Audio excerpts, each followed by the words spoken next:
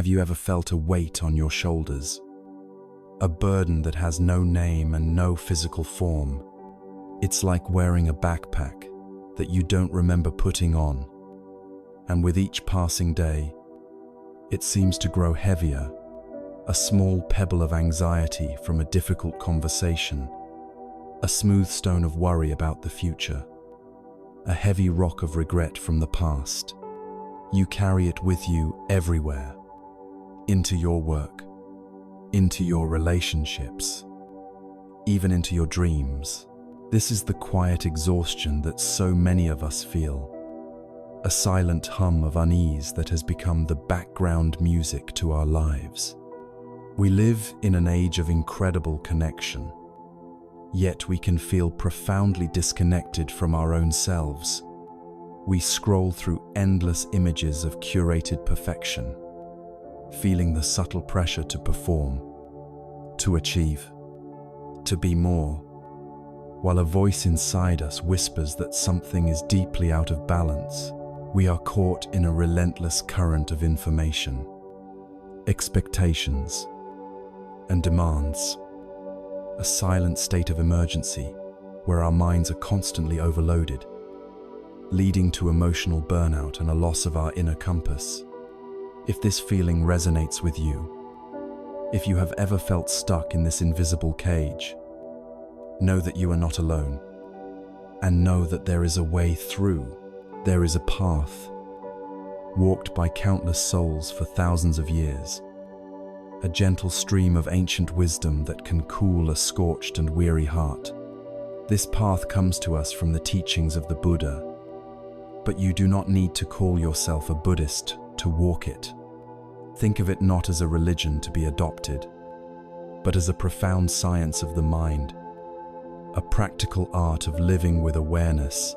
It is a method, a gentle and compassionate guide to help us understand the nature of our own minds, to see the backpack we are carrying, and to learn, one by one, how to carefully and lovingly set the stones down, and finally walk freely. This is a journey inward, a journey to heal the wounds within, and it begins now, with a single, conscious breath. To begin our journey of healing, we must first have the courage to look directly at the nature of our ailment. In the ancient language of the Buddha's teachings, Pali, there is a word that is central to this understanding. That word is dukkha. It is often translated into English simply as suffering, but this single word is far too small, too narrow, to hold the profound and subtle meaning of dukkha. While it certainly includes the great sorrows of life, like grief, sickness, and loss, dukkha is also something much more pervasive, more constant. It is the subtle feeling of unsatisfactoriness that hums beneath the surface of our lives. Even on our good days, it is a fundamental sense of unease, a low-grade, chronic stress. Imagine a beautiful, magnificent cartwheel, perfectly crafted, except for one small detail. The hole for the axle is just a tiny fraction of an inch off-center. Now, as the cart moves, the wheel still turns. It still functions. It still carries the cart forward. But with every single rotation, there is a slight bump, a subtle jolt, a persistent, jarring vibration that prevents the ride from ever being truly smooth. That constant, low-level friction, that subtle bump in every rotation of our lives, that is a closer meaning of dukkha. It is the feeling that something is just not quite right. The deep-seated knowledge that even our moments of happiness are fragile and fleeting, destined to change. To speak of dukkha is not to adopt a pessimistic or negative view of the world. It is the opposite. It is an act of profound courage and radical optimism. Imagine you go to a wise and compassionate physician because you have been feeling unwell for a long time. The physician runs some tests, examines you carefully, and then sits down with you and says, "I have a diagnosis. This is the nature of your illness." Would you call this doctor a pessimist, or would you feel a sense of relief, a sense of clarity? For the first time, your vague and confusing ailment has a name. It has a cause, and because it has been identified, a path to healing can now be prescribed. The Buddha is often called the great physician. His first teaching, the first noble truth, is simply this honest, clear-eyed diagnosis of the human condition, the truth of dukkha. It is not a judgment that life is bad. It is a simple, compassionate acknowledgement of the friction we all experience. It is the most vital first step. Because we cannot heal an illness, we refuse to diagnose. We cannot find freedom from a prison we don't even know we are in. Acknowledging dukkha is not about dwelling on the negative. It is about turning on the light so we can finally see the room we are in, with all its furniture, its obstacles, and its exits. To understand this more deeply, we can look at a powerful teaching known as the parable of the second arrow. Imagine a person walking through a forest. Life is full of forests, full of unpredictable paths. Suddenly, without warning, an arrow flies from the trees and strikes the person in the arm. The pain is immediate, sharp, and real. This is the first arrow in life. These first arrows are unavoidable. They are the objective, painful events that happen to all of us. It is the pain of a headache, the sting of a criticism, the sorrow of a loss, the anxiety of a diagnosis. It is the reality of impermanence, of sickness, of old age, of things not going the way we planned. No amount of meditation or wisdom can create a magic shield that stops all of life's first arrows. They are simply a part of being human. Pain is inevitable, but the story does not end there. What does the person struck by the first arrow do next? Instead of simply tending to the wound, their mind begins to race. They think, "Why me? Why did this have to happen? This is awful. I can't believe this happened. The person who shot this arrow is a monster. My whole journey is ruined now. What if the wound becomes infected? What if I can't use my arm ever again?" With each of these thoughts, this person reaches into their own quiver, pulls out another arrow, and shoots it directly into the same wound. This is the second arrow. And then they fire a third, of self-pity, and a fourth, of blame, and a fifth, of fear for the future. These second arrows are not shot by anyone else. We shoot them ourselves. This, right here, is the difference between pain and suffering. The first arrow is pain. The second arrow, and all the ones that follow, are suffering. Suffering is the pain we add on top of our original pain. It is our reaction to what has happened. It is the story we tell ourselves about the first arrow. Think about a common experience. Your boss sends you an email with some critical feedback. That email is the first arrow. It stings. That's the initial, unavoidable pain. Now, what happens next? You might close the email and simply get back to work, addressing the feedback. Or you might launch the second arrows. "I can't believe they said that. They must think I'm incompetent. I'm probably going to get fired. I worked so hard on that project. And this is the thanks I get. For the rest of the day, maybe for the rest of the week, you replay the email in your mind. You feel anger, then shame, then anxiety. You have taken the initial pain of one arrow and created a universe of suffering around it. The initial pain might have lasted for only a few moments. The suffering can last for days, weeks, or even years. This is the mechanism of dukkha. It is not the world that primarily causes our deep, prolonged suffering. It is our own minds. It is our resistance to the reality of the first arrow. We refuse to accept that it happened. We argue with reality. And in that argument, in that resistance, we create endless friction and pain for ourselves.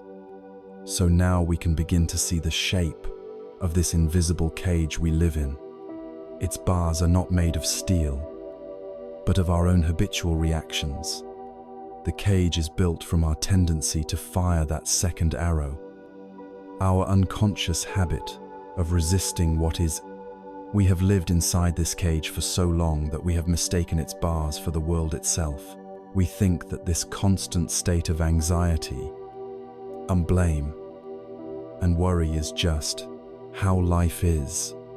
We don't realize that we are, in every moment, reinforcing our own prison. The practice of mindfulness, which we have touched upon, is the beginning of our liberation. It is the simple, radical act of paying attention. When we are mindful, we create a small space. In that space, we can see the first arrow arrive. We feel its sting, but then, because of that space, we can also see our own hand reaching for the second arrow. We can feel the intention to launch it, and in that moment of seeing, we are given a choice. We do not have to fire it. We can choose to simply be with the pain of the first arrow, without adding the suffering of the second. We can tend to the original wound with compassion, rather than stabbing it again and again. Seeing this cage, seeing this mechanism, is not a cause for despair. It is the most hopeful discovery we can possibly make.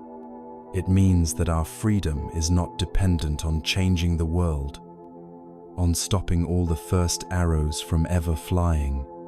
That is an impossible task. Our freedom is an inside job. It depends on learning how to change our relationship with the arrows that do arrive. Recognizing the cage of dukkha is the first step toward finding the key to its door. You cannot escape a trap until you realize you are in one. So, be gentle with yourself. This tendency to fire the second arrow is a deeply ingrained human habit, but it is just that. A habit, and habits can be changed. The journey begins with this honest recognition, this seeing of the invisible cage for what it is. We see the subtle friction, the off-center wheel. We understand it is caused by our resistance, by the endless flight of second arrows we launch at ourselves. So now, a new question arises. If we are the ones firing these arrows, what is the force that pulls back the string? What is the deep energy within us that fuels this constant resistance? To find that answer, we must look even deeper, at the very roots of the ties that bind us, into the powerful currents of craving, clinging, and attachment that shape our experience of the world. We have walked into the quiet, often unrecognized landscape of our inner world and identified the pervasive sense of unease that we call dukkha. We have seen how our own reactions, our self-inflicted second arrows, are what transform life's inevitable pain into prolonged suffering. This leads us to a most crucial question. What is the force behind the bow? What is the energy that relentlessly powers our habit of firing these arrows at ourselves? The teachings of the wise point us toward a single, powerful concept. Another word from the Pali language, dunya. Tanha is most often translated as craving or desire, but its true essence is better captured by the word thirst. It is not a gentle wish or a mild preference. Tanha is a deep, primal, and compelling thirst. It is the engine of restlessness that drives us, the constant reaching for something outside of ourselves in the belief that it will quench our inner dryness and bring us lasting happiness. It is the unquenchable wanting that keeps the wheel of our lives feeling forever off-center. To grasp the nature of tanha, let us consider a story that has been told for generations to illustrate this human predicament. In a distant land, hunters have a clever way of catching monkeys. They take a coconut, hollow it out, and drill a hole in it just large enough for a monkey's open hand to slide through. Inside the coconut, they place a sweet rice cake. Then, they secure the coconut to the base of a tree and wait.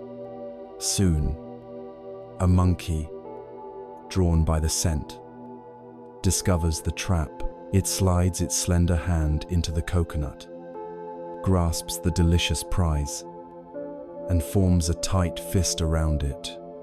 Now comes the moment of truth. The monkey tries to pull its hand out, but the hole that was large enough for an open hand is too small for a clenched fist. The monkey pulls and screeches, growing more and more frantic, but it cannot escape. The hunter approaches. The monkey sees the danger and panics, pulling even harder, its knuckles straining against the shell. But there is one thing it will not do. It will not open its hand. To let go of the rice cake feels like an impossible loss. And so, in clinging to the prize, the monkey ensures its own capture. It is not the coconut that traps the monkey, nor the hunter. The monkey is trapped by its own clenched fist, by its own attachment, by its own tanha. In every moment, freedom is available. All it needs to do is open its hand. This story is not just about a monkey. It is about us. We are so often trapped not by our circumstances, but by the things our minds refuse to let go of. This fundamental thirst, this tanha, manifests in three distinct ways in our lives. The first, and most obvious, is the thirst for sense pleasures, or kamatanya. This is the craving for things that feel good to our six senses. The sight, sound, taste, touch, smell, and even the mind with its pleasant thoughts.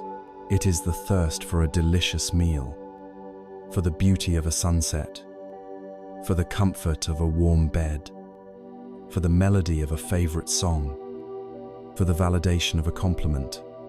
There is nothing inherently wrong with enjoying these experiences.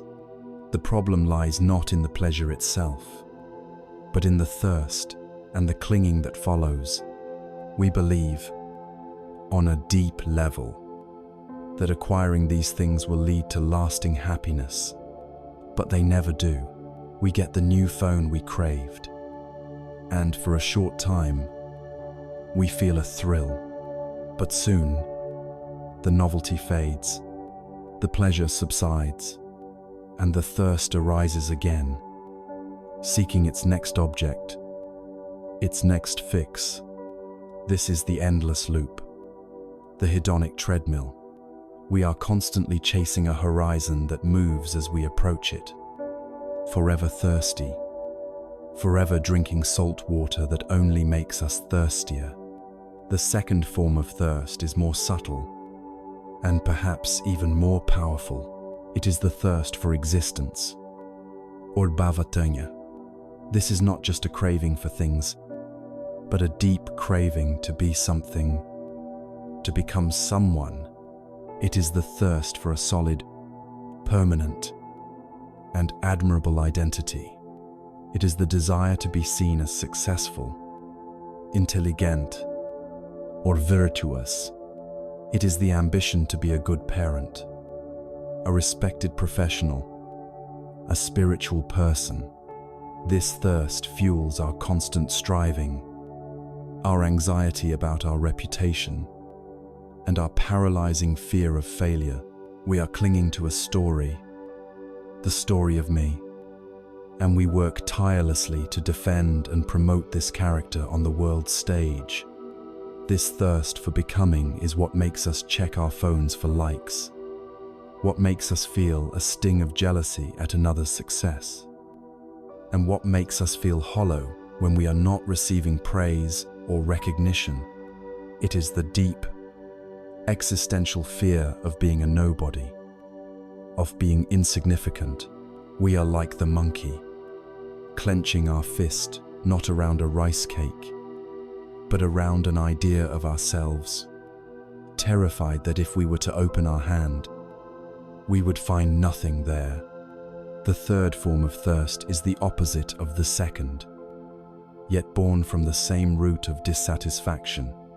It is the thirst for non-existence, or vibhavatanya.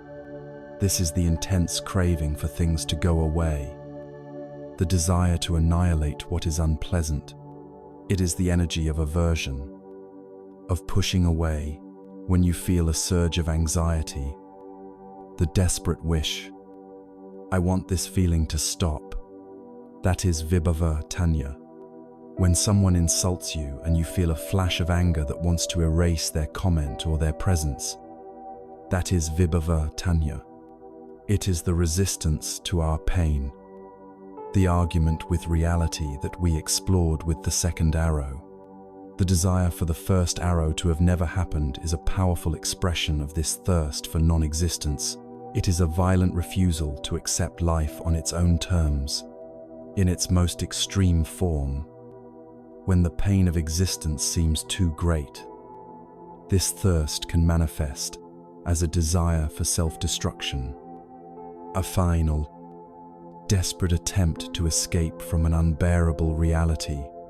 Kamatana pulls us toward pleasure. Bhavatanya makes us cling to our identity, and vibhavatanya makes us push away our pain.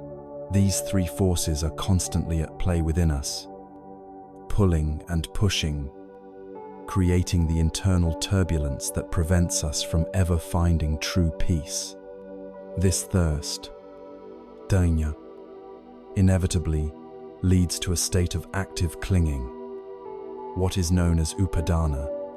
If tana is the reaching for the rice cake, upadana is the clenched, unyielding fist. And we cling to so much more than just physical objects. We cling fiercely to our views and opinions, believing that our way of seeing the world is the only correct one. We cling to rituals and routines, believing our safety depends on them. And most profoundly, we cling to the idea of a separate, permanent self, a solid I at the center of our experience. We can even cling to our own suffering.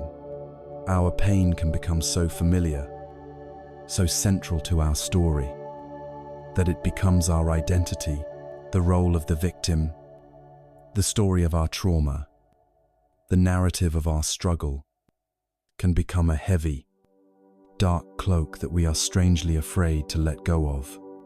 We don't know who we would be without it. To open our hand would mean stepping into the unknown, and that can feel more terrifying than the familiar prison of our pain. Here we see the great illusion. We believe that if we can just satisfy these thirsts, if we can get everything we want and get rid of everything we don't, then we will finally be happy. But this is a game that can never be won. True peace, true contentment, is not found by successfully quenching every thirst that arises. It is found in understanding the very nature of thirst itself. It is found in learning to watch the wave of craving arise within us, to feel its powerful energy, but to not be swept away by it. It is the profound realization that we are not the thirst. We are the awareness that observes the thirst. We have now seen the cage of Dukkha, this pervasive unease, and we have identified the very chain that binds us within it, the relentless engine of tanha, this deep thirst and clinging. We see ourselves in the monkey's plight, our fist clenched around some fleeting prize. Unable to find freedom, the crucial question then becomes, how do we learn to open our hand? How do we become aware of this process as it is happening, moment by moment, before we are caught in the trap? To do this, we need a special kind of light, a tool that allows us to observe our own minds without judgment. This tool, this gentle and unwavering light, is the practice of mindfulness. We have journeyed into the heart of our own restlessness, seeing the cage of Dukkha, the pervasive unease that colors our lives. We have identified the chains that bind us within this cage, the relentless engine of tanha, the deep thirst and clinging that keeps us forever reaching, forever unsatisfied. We see ourselves in the plight of the monkey, its fist clenched around a fleeting prize, a willing prisoner of its own desire. The path to freedom, the way to gently open that clenched fist, is not through force or through struggle. It is through seeing. It requires a special kind of light, a torch that we can carry into the dark and confusing caverns of our own minds. This torch has a name.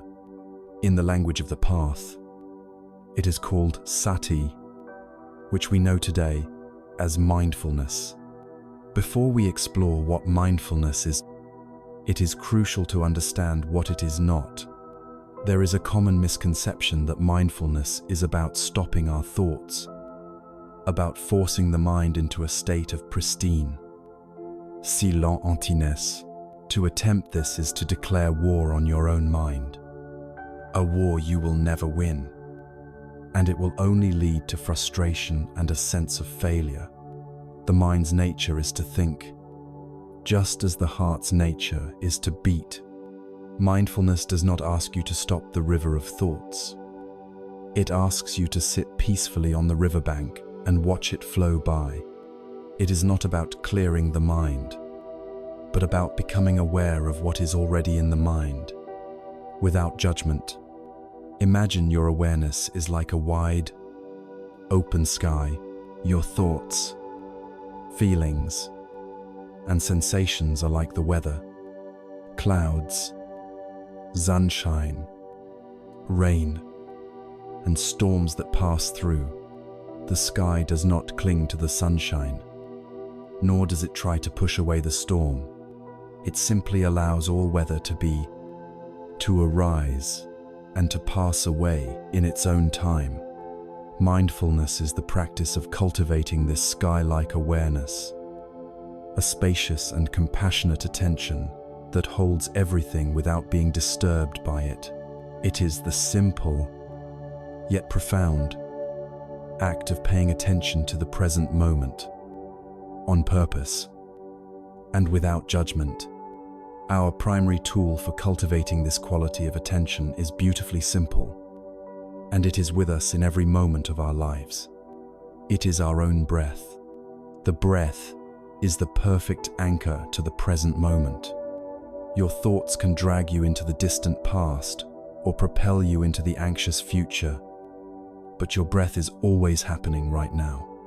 It is the living rhythm of the present. To begin the practice, you need no special equipment. Simply find a comfortable position, perhaps sitting in a chair with your feet flat on the floor and your spine upright but not stiff. You can gently close your eyes or lower your gaze. Then, simply bring your attention to the physical sensation of breathing. Where do you feel it most clearly? Perhaps it is the cool air entering your nostrils. Perhaps it is the gentle rise and fall of your chest, or the expansion and contraction of your abdomen. Choose one spot and rest your attention there, as you would rest your hand on a sleeping cat. There is nothing to fix, nothing to change. Your only task is to feel the sensation of this in-breath, from its beginning to its end, and the sensation of this out-breath, from its beginning to its end, inevitably. And this is perfectly natural. Your mind will wander, a thought will arise, a memory will surface, a plan will begin to form. You will be thinking about your to-do list, or replaying a conversation. At some point, you will realize that your attention is no longer on the breath. This moment of realizing you have been distracted is a moment of pure gold. It is a moment of mindfulness itself. This is not a failure. It is the core of the practice. When you notice your mind has wandered, gently acknowledge where it went, without any criticism or judgment. And then, with infinite kindness, guide your attention back to the sensation of the breath. Think of it like training a small puppy. You wouldn't scold the puppy every time it wanders off. You would gently and patiently lead it back, again and again. Each time you guide your awareness back to the breath, you are strengthening the muscle of mindfulness. You are building the capacity to be present, to be centered, to be home. While this formal sitting practice is powerful, the true purpose of mindfulness is to bring this quality of awareness into every corner of our lives. The real practice happens when we are off the cushion. You can transform any routine activity into a meditation. Consider the act of drinking a cup of tea. Instead of drinking it on autopilot while scrolling through your phone, you can bring mindfulness to it. Notice the warmth of the cup in your hands. See the color of the tea, the steam rising from its surface. Bring the cup to your lips and inhale its aroma. When you take a sip, be fully present with the taste as it spreads across your tongue. Feel the warmth as you swallow. In these few moments, you have stepped out of the frantic stream of thought and arrived fully in the present moment. You can do this while washing the dishes, feeling the warm water and soap on your hands.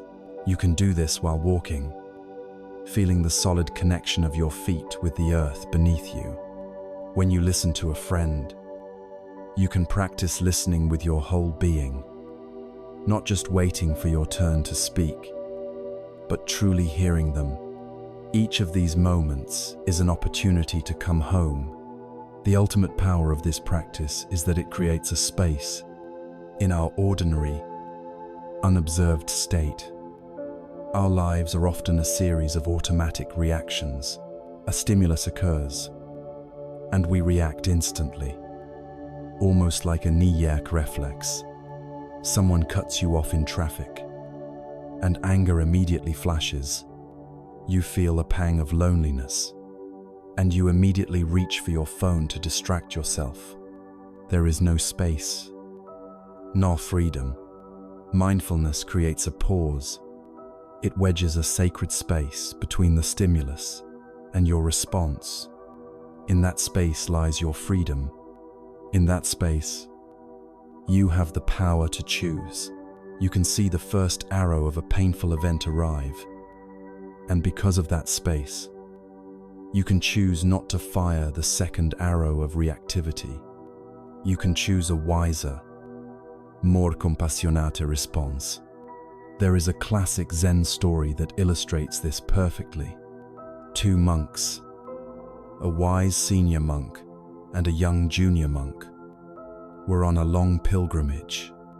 They arrived at a river, swollen and muddy from recent rains. A beautiful young woman in a fine silk kimono stood by the bank, afraid to cross lest she ruin her clothes. Without hesitation, The senior monk walked over, lifted the woman in his arms, carried her across the turbulent water, and gently set her down on the other side. He then bowed slightly and continued his journey. The junior monk was speechless, utterly scandalized. Their monastic code strictly forbade them from even touching a woman.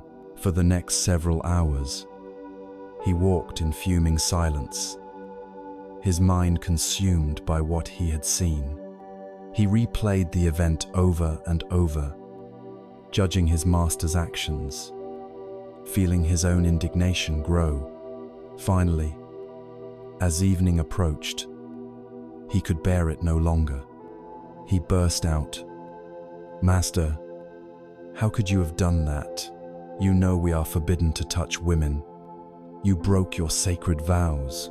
The senior monk stopped, looked at his young companion with deep compassion, and replied softly, "I put that woman down by the riverbank hours ago. Why are you still carrying her?" This story beautifully reveals the essence of mindfulness. The senior monk experienced the reality of the present moment, the woman needing help, and he responded with compassion and skill. Once the act was over, it was over. He let it go completely, his mind remaining free and unburdened. The junior monk, on the other hand, was not present. He was trapped in his mind, clinging to the memory, clinging to the rules, clinging to his own judgment. He created hours of suffering for himself by carrying a burden that was no longer real. Mindfulness is the art of learning to put down our burdens, to stop carrying the past, and to stop rehearsing the future. It is the torch that illuminates the present moment, showing us that right here, right now, we can be free.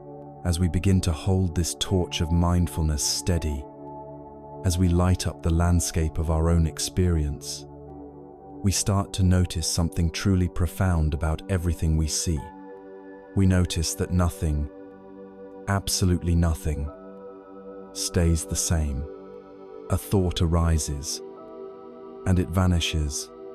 A sound appears, and it fades. A sensation in the body shifts and changes from one moment to the next. The solid, stable world we thought we knew begins to reveal its true nature. A shimmering, ceaseless, and beautiful dance of change. This direct seeing, this deep understanding of the transient nature of all things, is the wisdom of impermanence. As we hold this torch of mindfulness steady, its light begins to illuminate the very nature of reality. And the first great truth it reveals is one that is both profoundly simple and deeply challenging to our ordinary way of seeing. It is the truth of anicca, the universal law of impermanence. This is not a philosophy to be debated or a belief to be adopted. It is a direct description of how things are, as fundamental as the law of gravity. It states that everything, without exception, is in a constant state of flux. Everything that arises will, in time, pass away. Nothing is static. Nothing is permanent. Our minds desperately want to believe in solidity.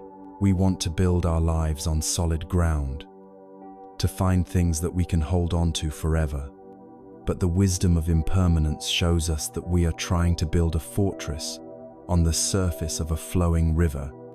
The Greek philosopher Heraclitus famously said, "You cannot step into the same river twice, for it is not the same river, and you are not the same person." This is the perfect metaphor for anicca. We look at a river and give it a name, like the Hudson or the Mekong, as if it were a single, static thing. But a river is not a thing. It is a process. It is the continuous, ceaseless flowing of water. Our lives are exactly like this. We give ourselves a name, a single label, but we are not a fixed entity. We are a process of becoming and unbecoming in every single moment. Look around you. The seemingly solid mountain on the horizon is in a slow-motion dance of erosion, grains of sand being washed away by rain and wind. The sturdy oak tree outside your window is a whirlwind of activity, drawing water from the earth, converting sunlight into energy, shedding old cells and growing new ones. Even the house you live in is in a state of gradual decay. Paint peeling, wood aging, foundations settling. The illusion of solidity is created only by the slowness of the change relative to our own brief lifespan. Now, bring this observation closer, into your own body. We think of our body as me, as this solid thing that we inhabit, but your body is a river of change. Scientists tell us that nearly all the cells in your body are replaced over a period of 7 to 10 years.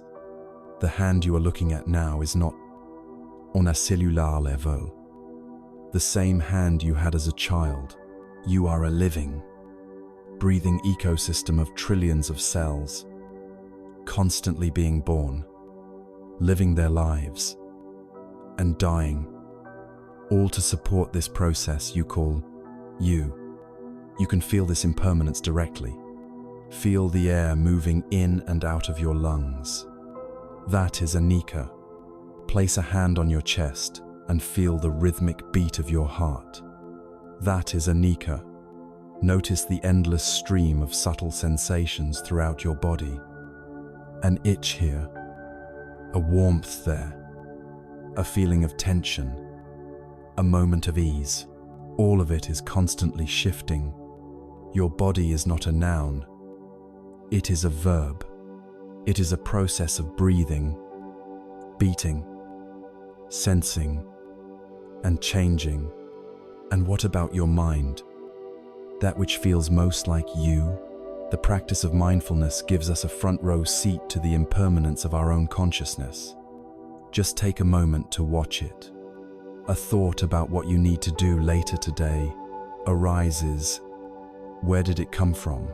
It appears from nowhere, and as you watch it, where does it go? It vanishes into that same nowhere, replaced by a memory from your childhood, which is then nudged aside by a feeling of boredom, which in turn is swept away by the sound of a bird outside your window. Your mind is a waterfall of thoughts, feelings, images, and sounds arising and passing away with incredible speed. We try to grasp onto the pleasant thoughts and feelings, to hold them in place. But it is like trying to catch water in a fist, and we try to push away the unpleasant thoughts and feelings.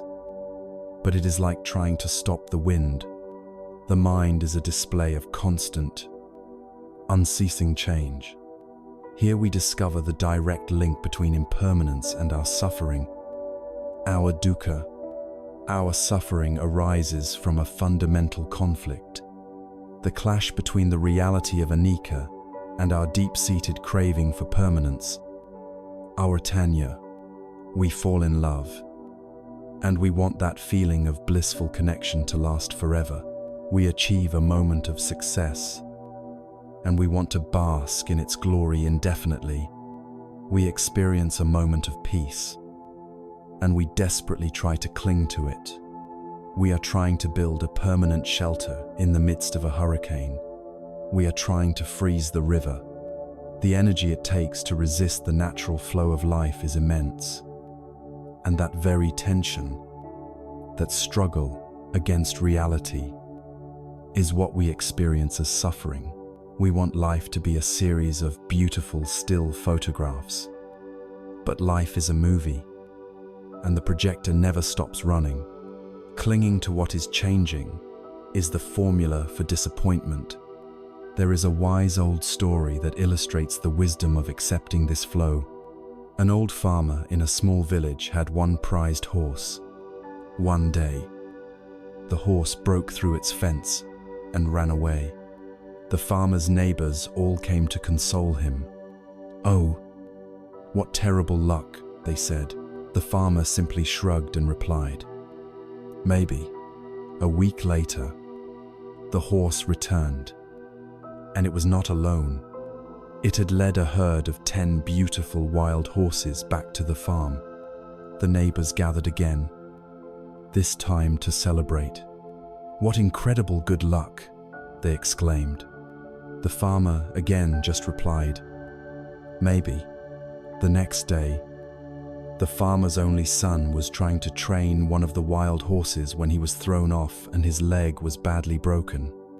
The villagers returned, shaking their heads. "Your only son? Crippled? This is truly bad luck." The farmer looked at his son's leg and said, "Maybe." A few weeks passed, and the emperor's army marched into the village, conscripting every able-bodied young man for a war. They were losing, a war from which few would return. The farmer's son, with his broken leg, was the only young man in the village who was spared. The neighbors, whose own sons had been taken, came to the farmer and said, "You were right, your son being spared. That was truly good luck." The farmer, looking off toward the horizon, simply said, "Maybe." End of. This story teaches us that what we label as good or bad is often just a temporary judgment based on a very limited view of a much larger, unfolding process. Impermanence means that the story is never over. This understanding cultivates a deep equanimity, a balanced mind that is not thrown into elation by gain or into despair by loss. This brings us to the most liberating aspect of anicca. Seeing impermanence is not a cause for sadness. It is the key to our freedom. Because of impermanence, no state of mind is final. The deepest sorrow, the most painful grief, the most crippling anxiety, these are all like storm clouds. They are real, they are powerful, and they can block out the sun for a time. But they are not the sky. They are weather patterns that will, in their own time, pass. Knowing this does not erase the pain, but it stops us from adding the second arrow of believing that the pain will last forever. It gives us hope. Furthermore, because of impermanence, change and growth are always possible. You are not defined by your past mistakes. You are not chained to your current habits. Every single moment is a new moment. The river is always flowing. You can always choose a different course. Forgiveness, for ourselves and for others, becomes possible because we understand that the person who acted yesterday is not the same person who stands here today. And finally, in a beautiful paradox, impermanence is what makes life precious. It is the knowledge that this moment will never come again that invites us to be fully present for it. It is because the cherry blossoms bloom for only a short time that their beauty is so poignant and deeply cherished. Impermanence is a call to awaken. It urges us not to sleepwalk through our lives, but to savor the taste of our food, to truly listen to our loved ones, to feel the sun on our skin, to appreciate the simple, fleeting gift of being alive right now. It is the wisdom of letting go of our fight with the river and learning, at last, how to flow with it. So, we have held the torch of mindfulness and seen that everything we once thought was solid is in fact a shimmering, flowing process. Our world, our bodies, our very minds are in constant flux. This leads us to the most radical and personal question of all. If everything I identify with My body, my thoughts, my feelings is as fleeting as a cloud in the sky. Then who am I? What is this self? This me that seems to be sitting behind my eyes? At the center of all this change, is this self also a part of the river? Is it, too, impermanent? This profound inquiry into the nature of the self is the gateway to our next great discovery on this path. The liberating insight of anatta, the wisdom of no self. We have walked with the light of mindfulness along the banks of the great river of existence. We have seen its powerful, unceasing current.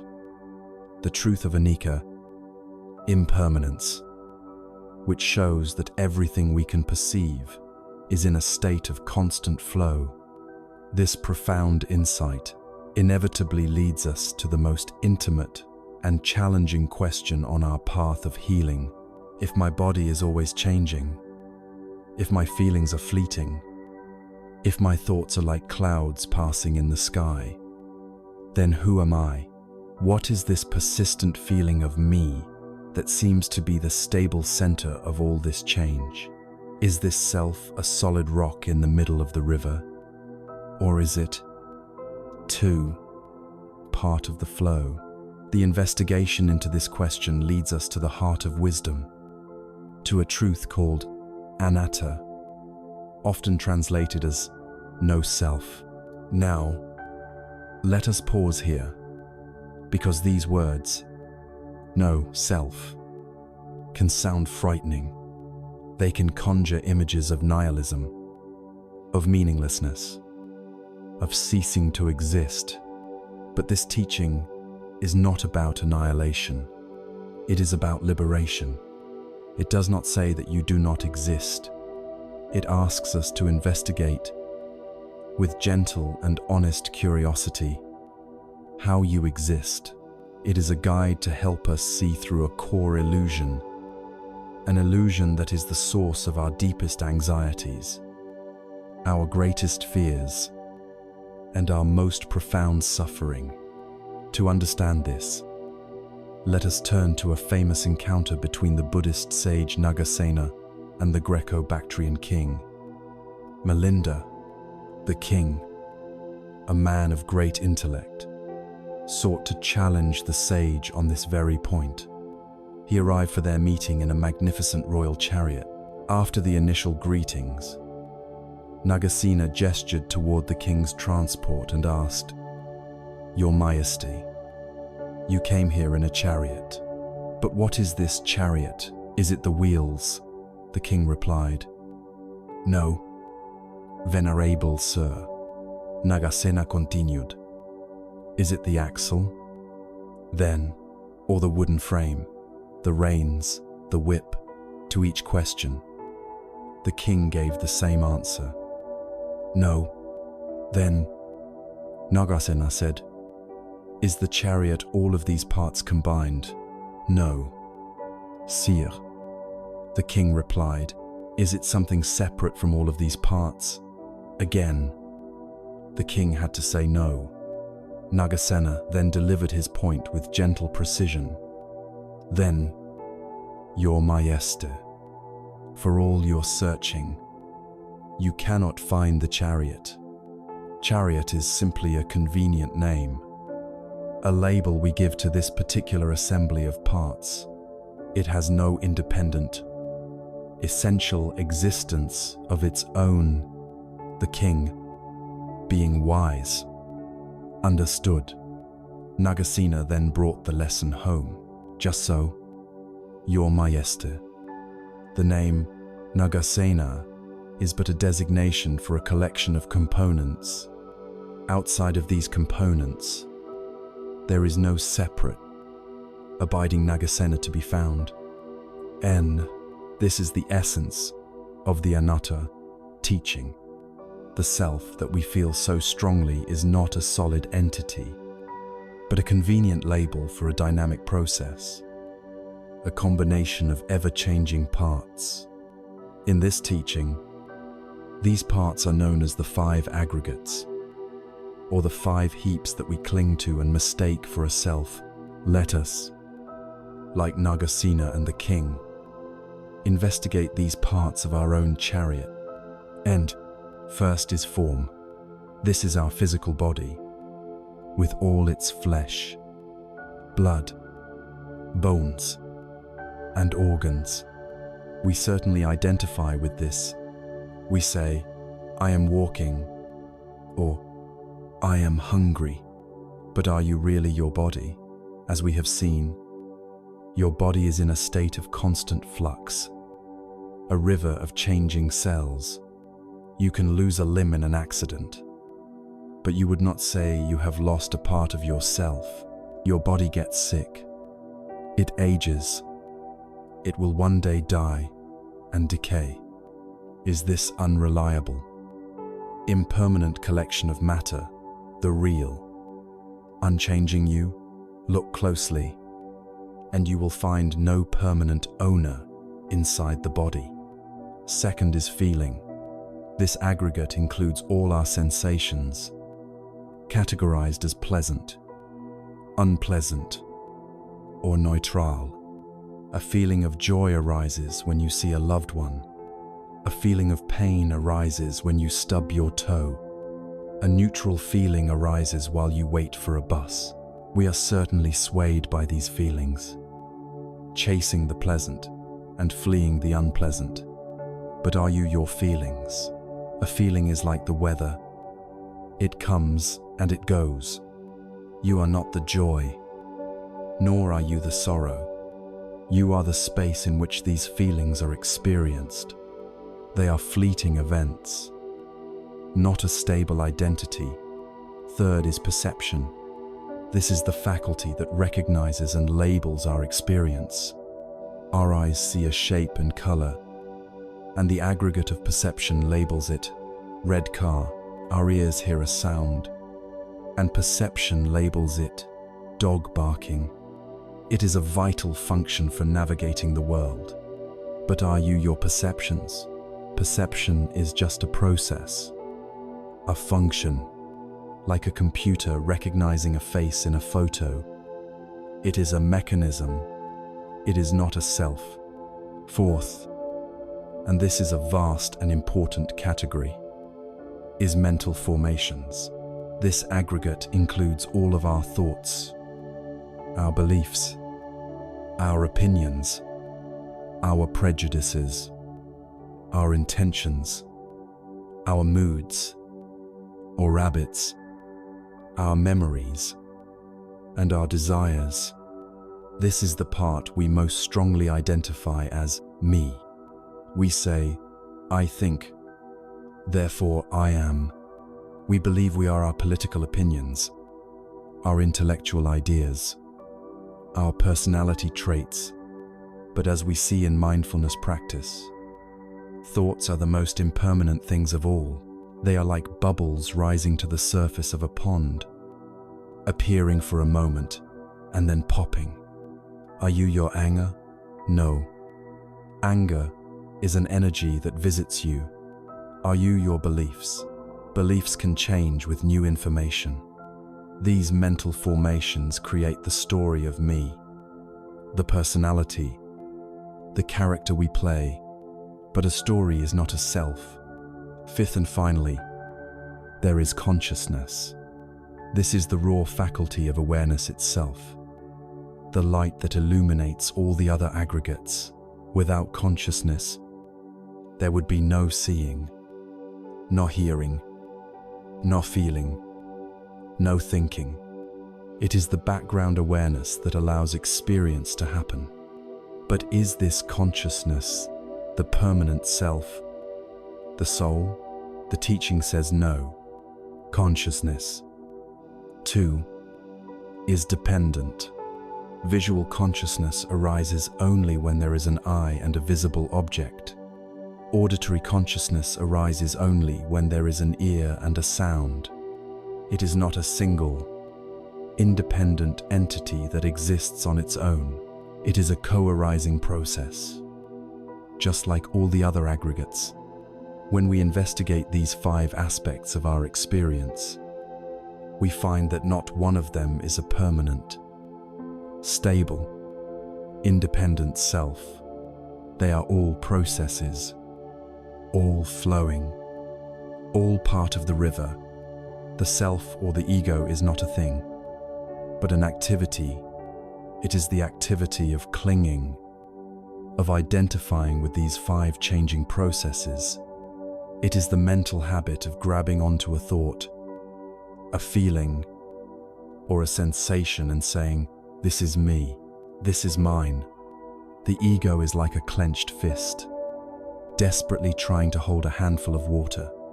It is a constant state of tension, a lifelong, exhausting job of protecting and promoting a fragile, fictional character. This is why we fear criticism so much, why we crave validation. It is not our actual being that is threatened, but our story, our precious mask. To understand anatta is to realize you can unclench the fist. It is not self-destruction. It is self-liberation. It is the end of the exhausting performance. Imagine wearing a heavy, suffocating suit of armor your entire life, believing it was your own skin. The discovery of anatta is the realization that you can take the armor off. It is a profound relief, a lightness of being. You can finally move with freedom and spontaneity, no longer burdened by the need to be someone. You can laugh at yourself more easily. You can be more open to new experiences, less rigid in your views, because you understand that you are not a fixed thing to be defended, but a flowing process to be experienced. And this leads to the most beautiful consequence of all. As long as we believe in a solid, separate me, we must also believe in a solid, separate you. This belief in separation is the root of all fear, conflict, judgment, and loneliness. When the illusion of the separate self begins to dissolve, the walls between us and the rest of the world begin to dissolve too. We start to see that we are not isolated islands, but waves in a single, interconnected ocean. The suffering of another person is no longer entirely their problem. Their joy is no longer a threat to our own. This is the natural, effortless birth of true compassion and loving connection. We realize, on a level deeper than words, that we are all expressions of the same unfolding process, all part of the same human family, all in this together. We have now laid the essential groundwork for our liberation. We have diagnosed the unease of dukkha. We have found its root in the thirst of tanha. And through the lens of mindfulness, we have seen the universal truths of impermanence, anicca, and the illusory nature of the separate self. Anatta, this profound understanding is not meant to remain as a mere philosophy. It is meant to become a lived reality. It provides the wisdom and the courage we need to perform the most healing act of all, the gentle and profound art of letting go, with the profound understanding that all things are impermanent and that the solid self we believe in is actually a fluid process. We now arrive at a place of great potential. This wisdom is not meant to be a dry, intellectual concept. It is the key that unlocks the door to one of the most healing practices we can undertake, the gentle and courageous art of letting go. And the first and heaviest burden that this wisdom invites us to set down is the burden of the past. Our past can feel like a vast, inescapable landscape that we are forced to wander through forever.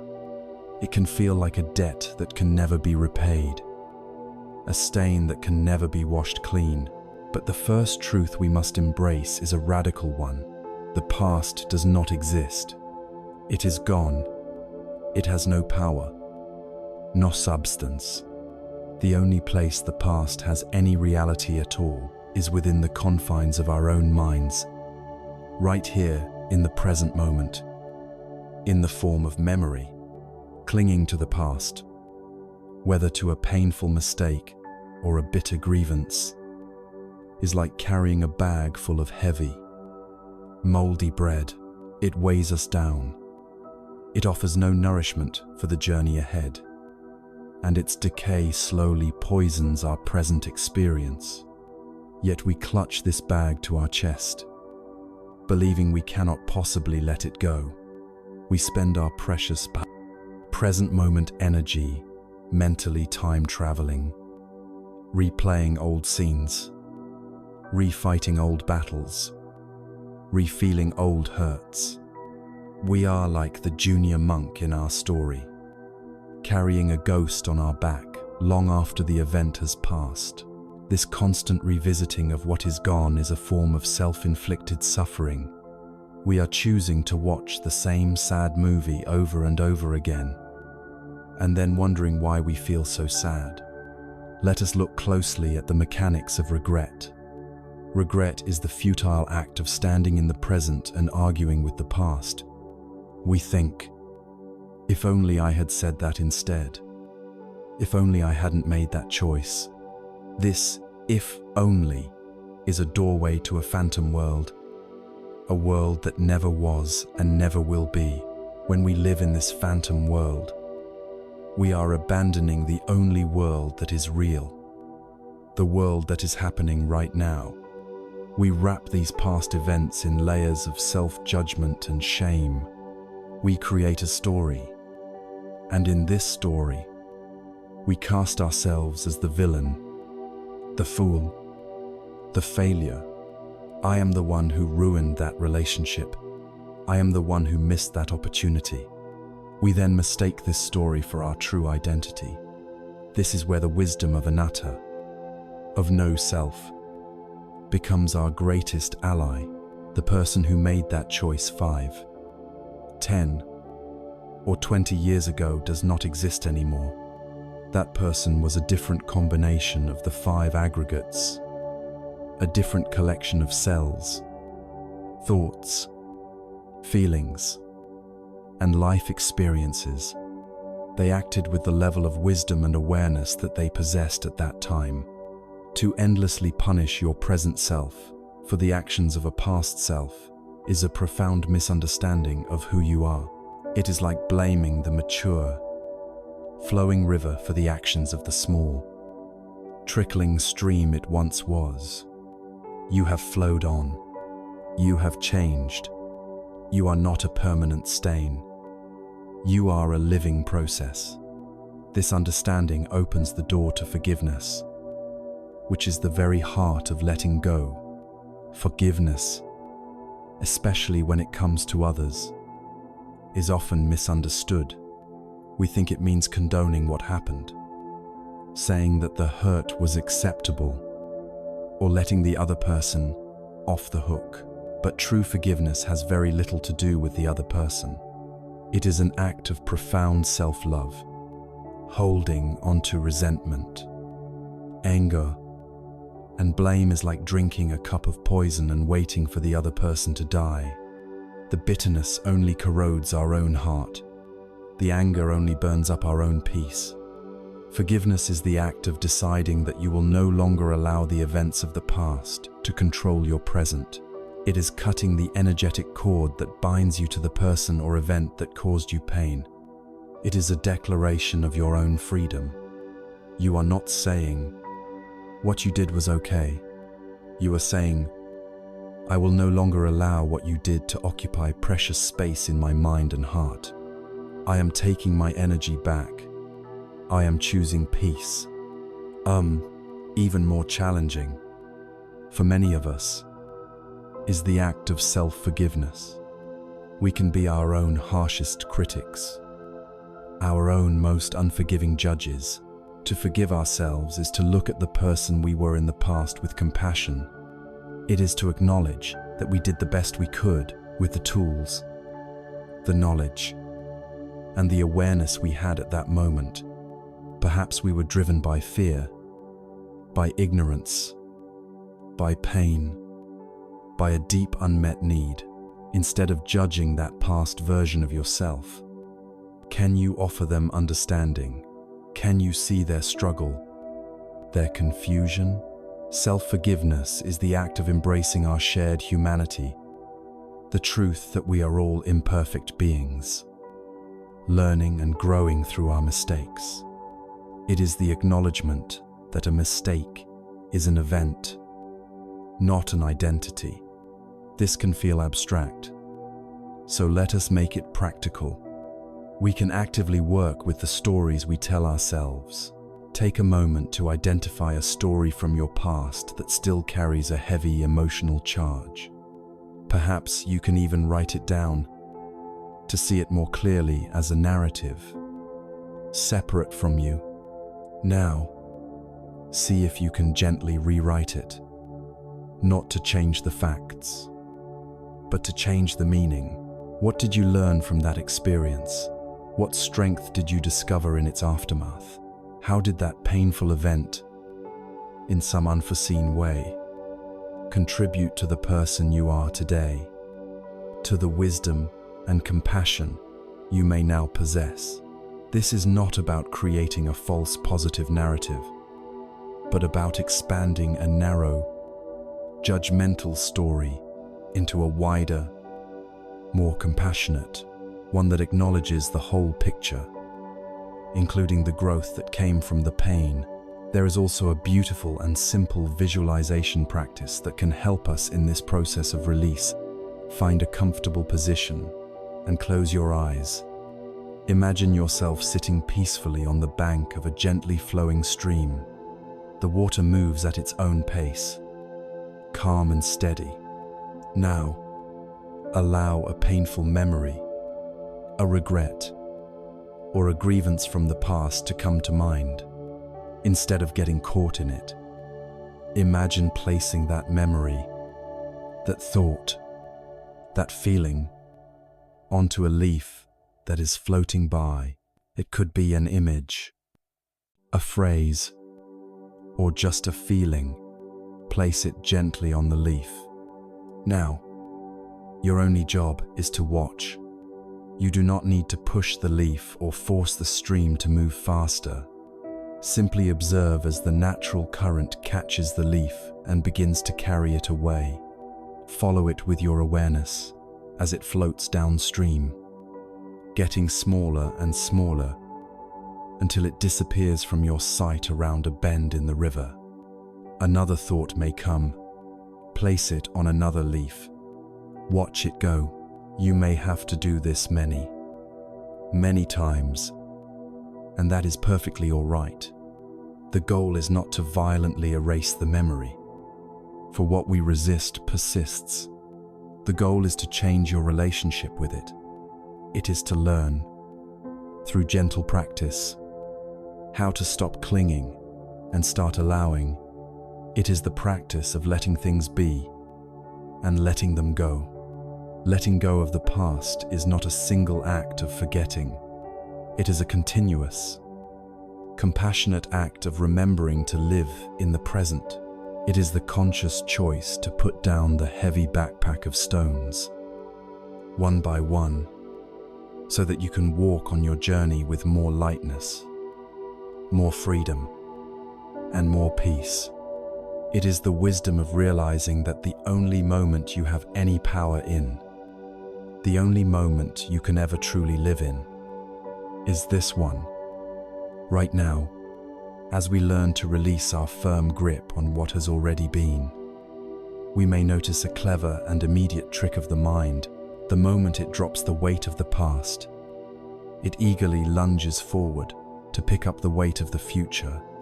The ghosts of regret are swiftly replaced by the phantoms of anxiety, and so, our focus must now shift from the chains of memory to the prison of worry.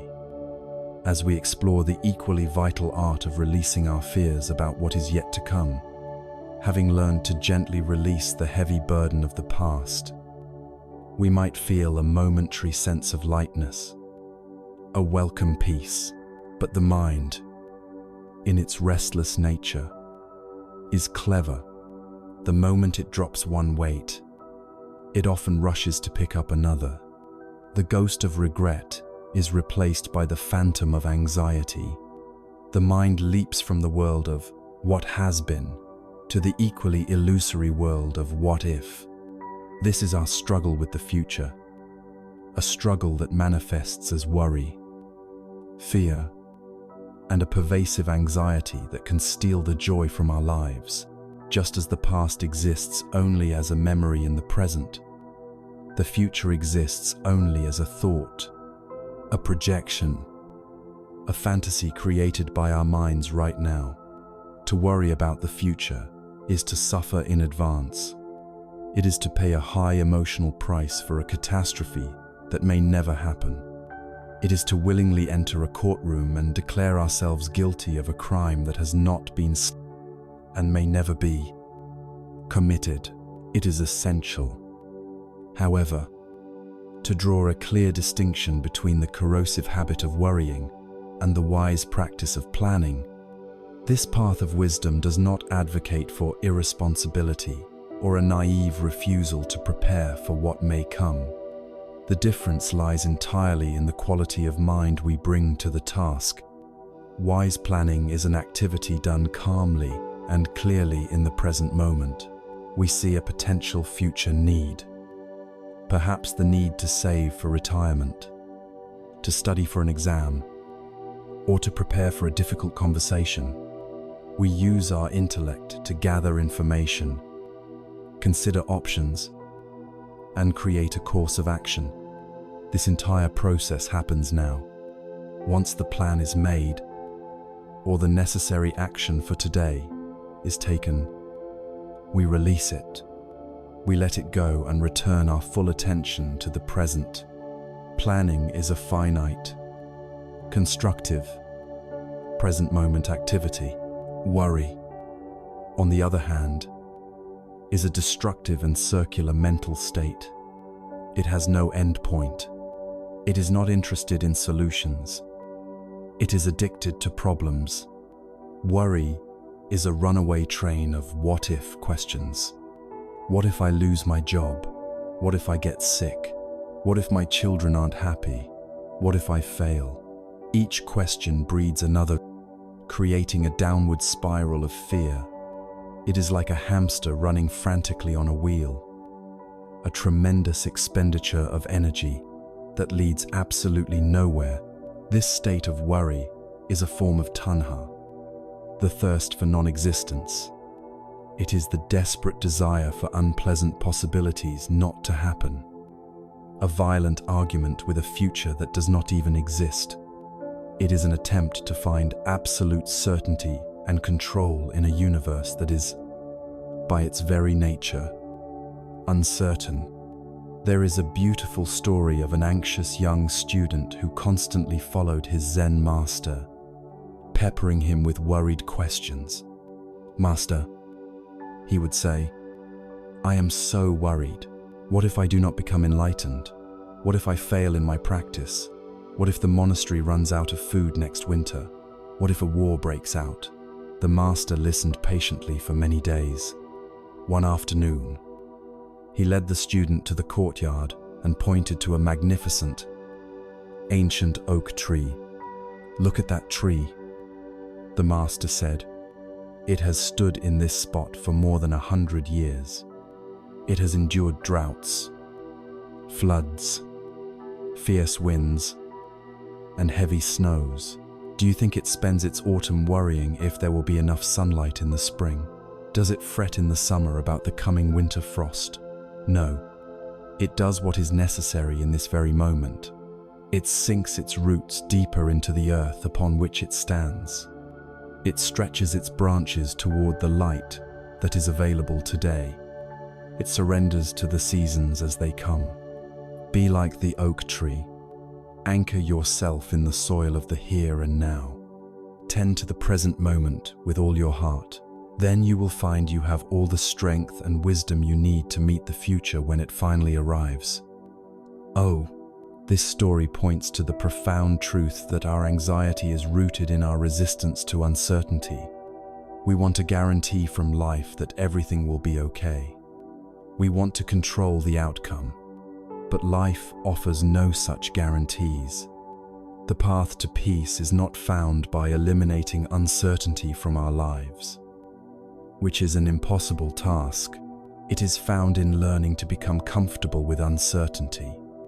It is developing a deep trust, not in a specific outcome, but in our own capacity to be present, resourceful, and compassionate when the future eventually becomes the present. It is the shift from trying to control the weather to learning how to build a sturdy boat. So, what do we do when the familiar storm of anxiety begins to gather? When the what-ifs start to spin? We practice the art of anchoring. This is not about fighting the anxiety or pushing it away, which often gives it more power. It is about gently and firmly shifting the focus of our attention from the phantom world of the future to the tangible reality of the present.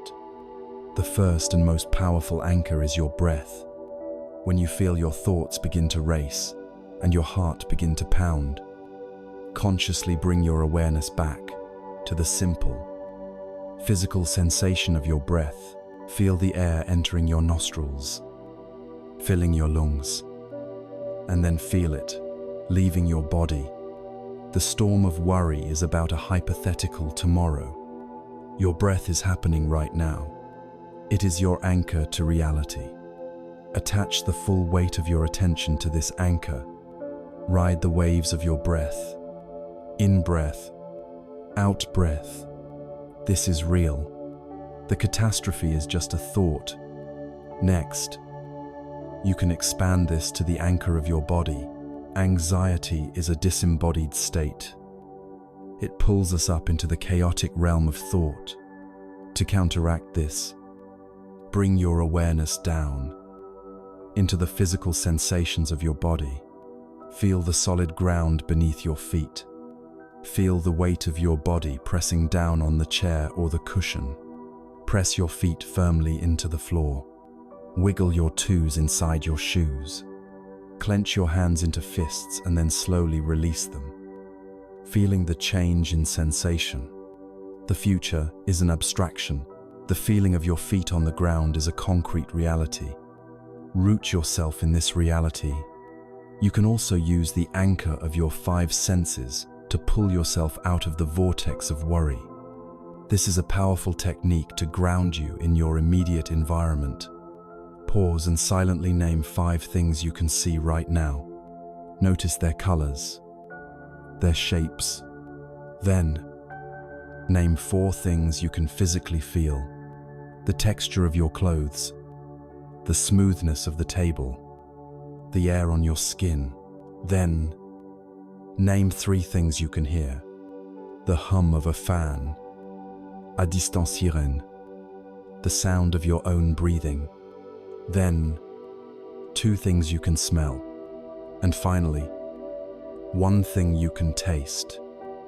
Perhaps just the neutral taste inside your mouth. This simple exercise acts like a circuit breaker. It interrupts the obsessive loop of anxious thought and forces your mind to engage with the undeniable reality of the present moment. Living without anxiety does not mean living without care or foresight. It means learning to inhabit the present moment so fully that the future loses its terrifying power over us. It is the understanding that the only point in time where we can ever be effective, where we can ever find peace, where we can ever truly live, is now. It is about becoming like the great oak tree, deeply rooted in the soil of the present, trusting that we have what it takes to face the changing seasons of life as they arise. We have now learned to gently loosen our grip on the great phantoms of time, the burdens of the past and the future. Yet, there is another form of clinging, one that operates powerfully right here in the living present. It can be the source of our most exquisite joys and also our most profound sorrows. This is our attachment to other people. Having addressed the dimension of time, our journey now turns to the dimension of connection. as we explore the delicate and vital art of loving with freedom, having learned to loosen our grip on the phantoms of the past and the future. We bring our awareness fully into the living present. And what do we find here? More often than not, we find other people. Our lives are woven from the threads of connection. Our relationships with partners, family, friends, and colleagues. It is within these connections that we experience our most exquisite joys and our most profound sorrows.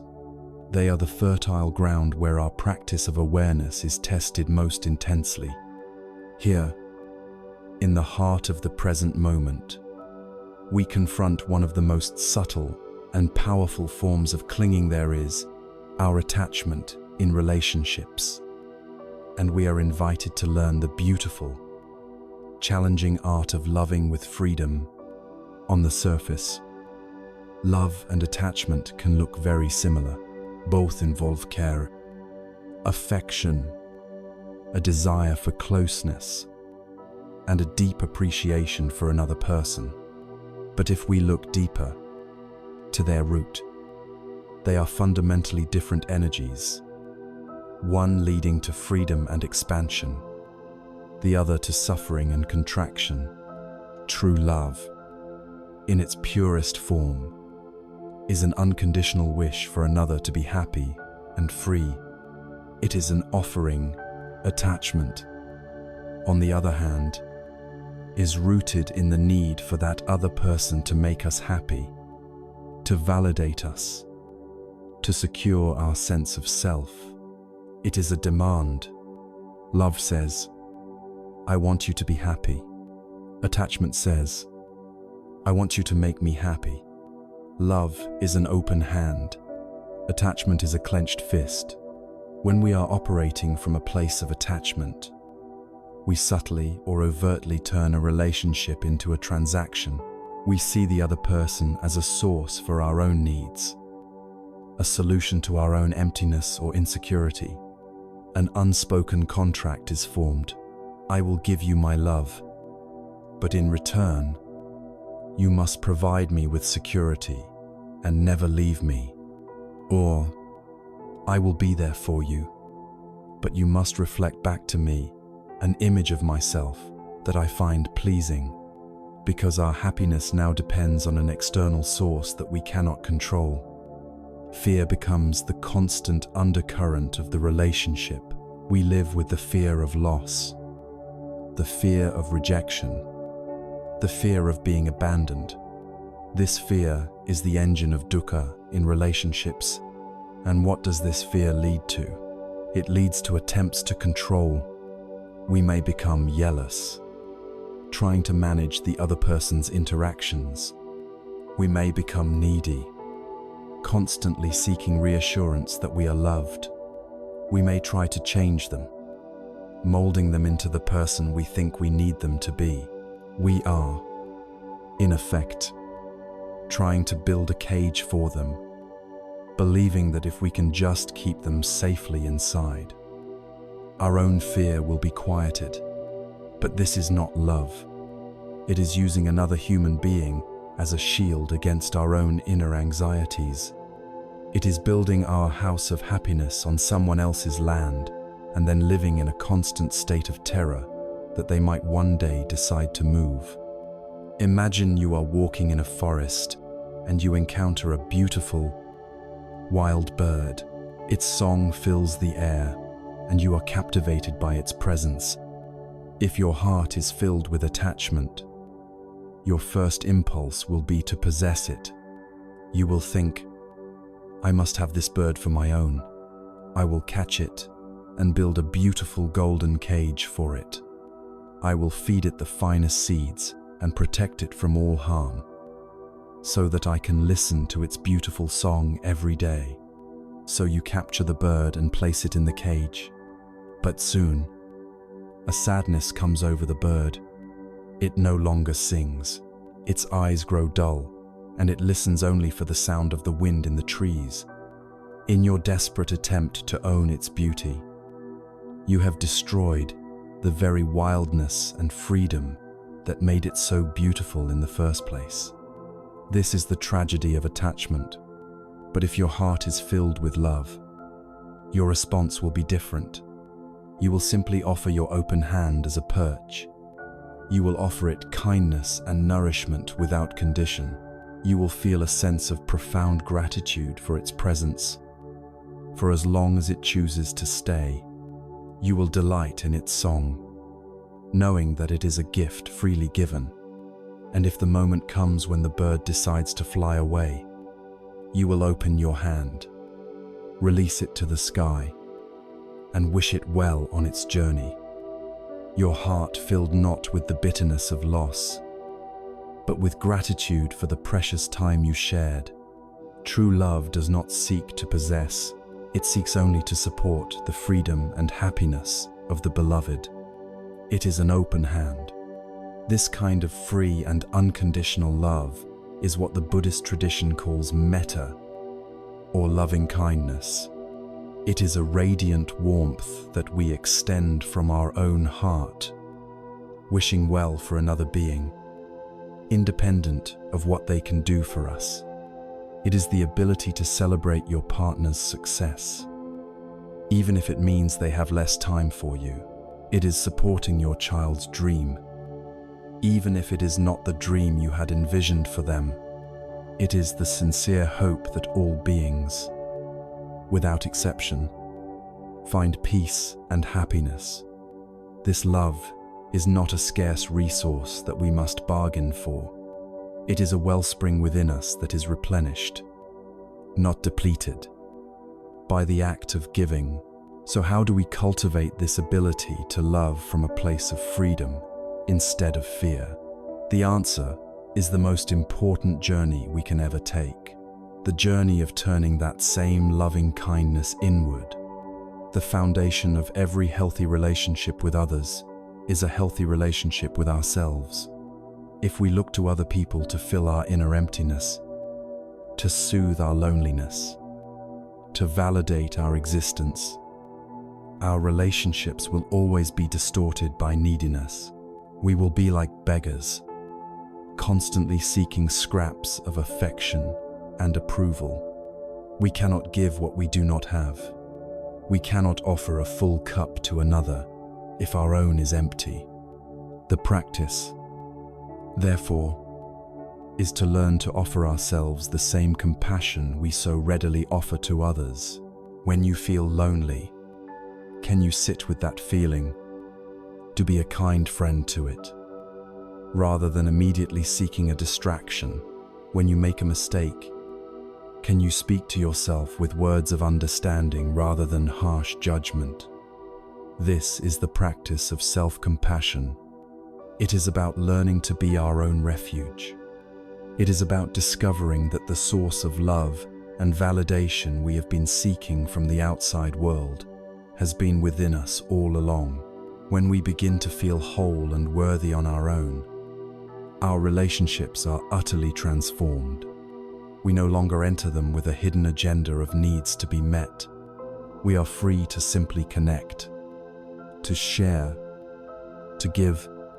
We cease to be two half people, clinging to each other in an attempt to feel complete. We become two whole people, sharing their abundance with each other.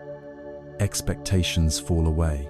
The fear of loss diminishes, because we know that while we would be sad if they left, our fundamental well-being would remain intact. We stop being the zookeeper, anxiously checking the locks on the cage, and we become the gardener, tending to the soil and delighting in the unique and beautiful way that another flower chooses to bloom. Letting go in a relationship does not mean ceasing to care. It means caring so much that you want the other person to be truly free, even if that freedom sometimes challenges your own ego. It is the brave, transformative act of unclenching your fist and opening your hand. This profound practice of opening our hand in our most intimate connections reveals a much deeper and more pervasive pattern within our minds. This pattern extends far beyond our interactions with loved ones. It is the deep-seated, ego-driven need to manage, predict, and control every aspect of our lives in a futile attempt to avoid discomfort and uncertainty. Having explored the art of letting go in the dimensions of time and human connection, we now turn our attention to this fundamental grasping itself, the primal desire to be the master of a universe that always and beautifully dances to its own rhythm. As we learn to open our hand in our relationships, releasing our grip of expectation and fear, we begin to notice that this habit of clinging extends far beyond our connections with other people. It is a fundamental orientation of the mind, a deep-seated pattern that shapes our entire experience of life. Within each of us resides an inner controller, a tireless little manager whose self-appointed job is to arrange the world in such a way that we will never feel pain, discomfort, or uncertainty. This part of our ego believes that if it can just plan meticulously enough, anticipate every risk, and manage every outcome, it can create a perfectly safe and predictable world. But this project, this lifelong effort to command and control reality, is doomed from the start, and it is the source of our deepest and most chronic anxiety and exhaustion. We are like a frantic conductor, trying to lead a vast, wild orchestra of life that has no interest in our sheet music, and then feeling constantly frustrated and betrayed when it plays its own magnificent, unpredictable song. This desperate need for control is born directly from our fear of the truths we have already explored. It is the ego's terrified reaction to the law of anicca, impermanence, because everything changes, because nothing is stable. We feel a profound sense of insecurity. The ground beneath our feet feels like it is constantly shifting. In response, we try to nail everything down. We create rigid plans, fixed expectations, and dogmatic belief systems, all in an attempt to build a solid fortress against the ceaseless, flowing river of life. We are terrified of uncertainty, so we spend our days trying to predict and prepare for 1,000 possible futures, most of which will never come to pass. To live this way is to be in a constant state of high alert. We are always scanning the horizon for threats, rehearsing for disaster, and trying to force the world and the people in it to conform to our desires. It is a battle we can never win, and the constant struggle leaves us feeling weary, resentful, and perpetually at odds with life itself. There is a timeless story that speaks to this choice between rigidity and flexibility. In a field stood a mighty oak tree, centuries old, a symbol of strength and endurance. It was immensely proud of its power. "Look at me," it would boast to the wind. "I am strong. I do not bend for anyone or anything." Nearby, growing by the riverbank, was a slender, humble reed. It would sway and bow with every breeze. One year, a great storm gathered, more powerful than any the forest had ever seen. The wind howled with a furious voice. The proud oak tree stood its ground, resisting the gale with all its might. It strained and groaned, its great trunk refusing to yield, but the wind was relentless. With a final, terrifying crack, the magnificent oak, a symbol of rigid strength, was splintered and broken, its trunk torn apart. The storm eventually passed, and the sun returned. The humble reed, which had bent itself low to the ground, allowing the immense power of the wind to flow harmlessly over it, slowly stood up again, alive and unharmed. We all have within us both the oak and the reed. The oak is our ego, our need to control, our rigid belief that we must resist the forces of life to survive. It believes that yielding is weakness. The reed represents the path of wisdom, the path of acceptance and flexibility. It understands that true strength lies not in resisting the inevitable, but in learning how to bend with it, how to yield in a way that preserves our essence. The oak is broken by its own resistance. The reed survives because of its surrender. This brings us to the practice of acceptance, a word that is often deeply misunderstood. To many, acceptance sounds like passive resignation, like giving up or becoming a doormat, but this is not its true meaning. True acceptance is a radical, courageous, and deeply intelligent act. It is the choice to see reality exactly as it is in this moment, without the distortion of our hopes and fears. It is the simple, yet profound, act of dropping the argument with what is. It is to stop shouting at the rain. The rain does not care. Your shouting only makes you hoarse and miserable. Acceptance is acknowledging it is raining. This clear-eyed seeing is not an end point. It is the essential starting point for any wise action. You cannot navigate a territory successfully if you are insisting on using the wrong map. Acceptance is finally looking at the real map from this place of clear seeing. We can then distinguish between what is within our power to change and what is not. There are vast areas of life over which we have virtually no control. The weather, the global economy, the past, and ultimately, the choices and feelings of other people.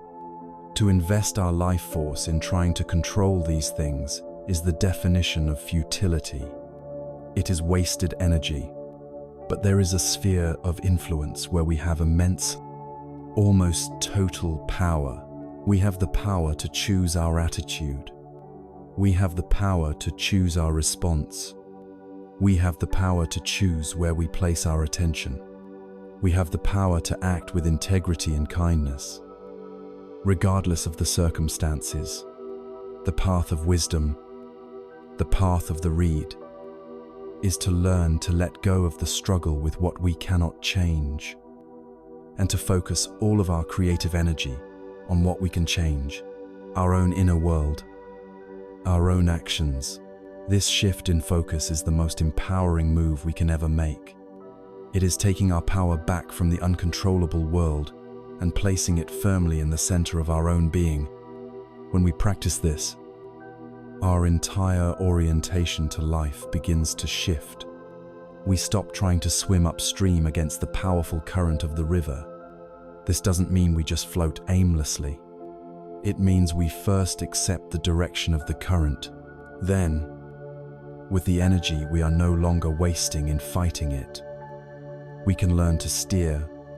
We can navigate skillfully within the flow, using the current's own power to guide ourselves toward the best possible destinations available to us. We begin to dance with reality instead of wrestling with it. We become a partner to life, not its adversary. And in this dance, in this surrender of the futile fight, we discover a profound sense of peace. The tension in our shoulders begins to release. The knot of anxiety in our stomach begins to unwind. We don't need to know what's around the next bend in the river, because we trust in our ability to navigate it when we get there. Letting go of control is not weakness. It is the highest form of wisdom and strength. It is the conscious choice to exchange the brittle rigidity of the oak for the resilient flexibility of the reed. It is the discovery that our true power lies not in our ability to command the world to our liking, but in our ability to master our own response to the world as it is. As we learn to stop fighting with reality, As we release this deep-seated need to control and manage, a profound shift occurs within us.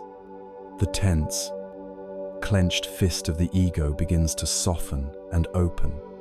The armor we have worn for so long to protect ourselves from the world begins to fall away.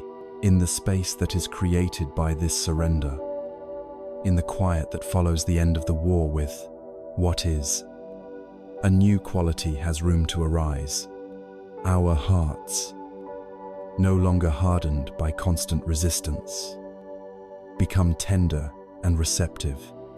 This tenderness is the fertile ground for the growth of the boundless qualities of the heart, beginning with the most vital of all, karuna, the sacred impulse of compassion. As we learn to release our tenacious grip on controlling the world, a remarkable thing happens.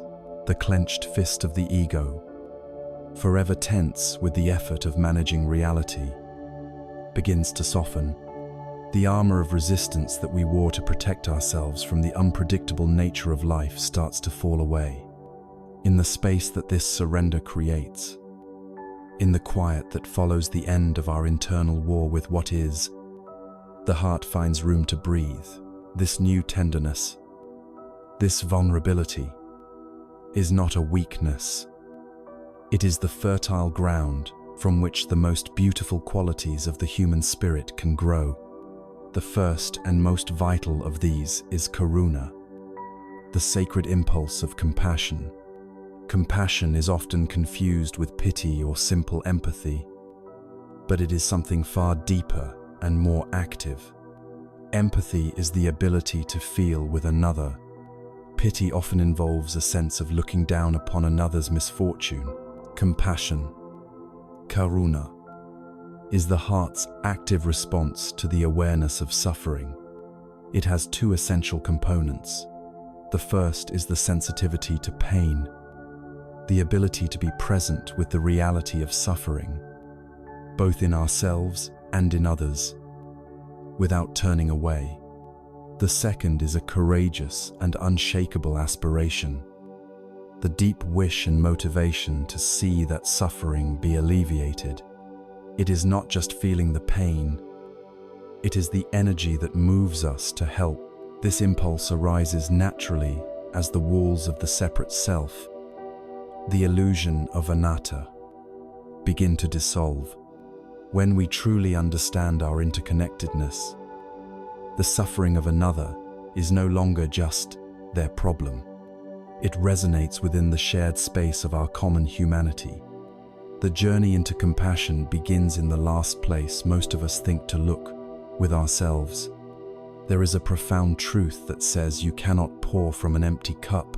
To try and offer compassion to the world from a place of inner harshness and self-criticism is a recipe for burnout, resentment, and hypocrisy. It simply cannot be sustained. For many of us, the most relentless and cruel critic we have ever known lives within our own minds. This inner voice judges our every mistake, shames our every flaw, and replays our failures on an endless loop. The practice of self-compassion is the radical act of learning to treat ourselves as we would treat a dear and beloved friend who is going through a difficult time. Imagine your best friend comes to you after a painful failure. Would you berate them? Would you tell them they are worthless? Of course not. You would offer them warmth, kindness, perspective, and unwavering support. Self-compassion is the practice of learning to direct that same voice of a wise and loving friend inward. A simple yet profound way to begin this practice is this.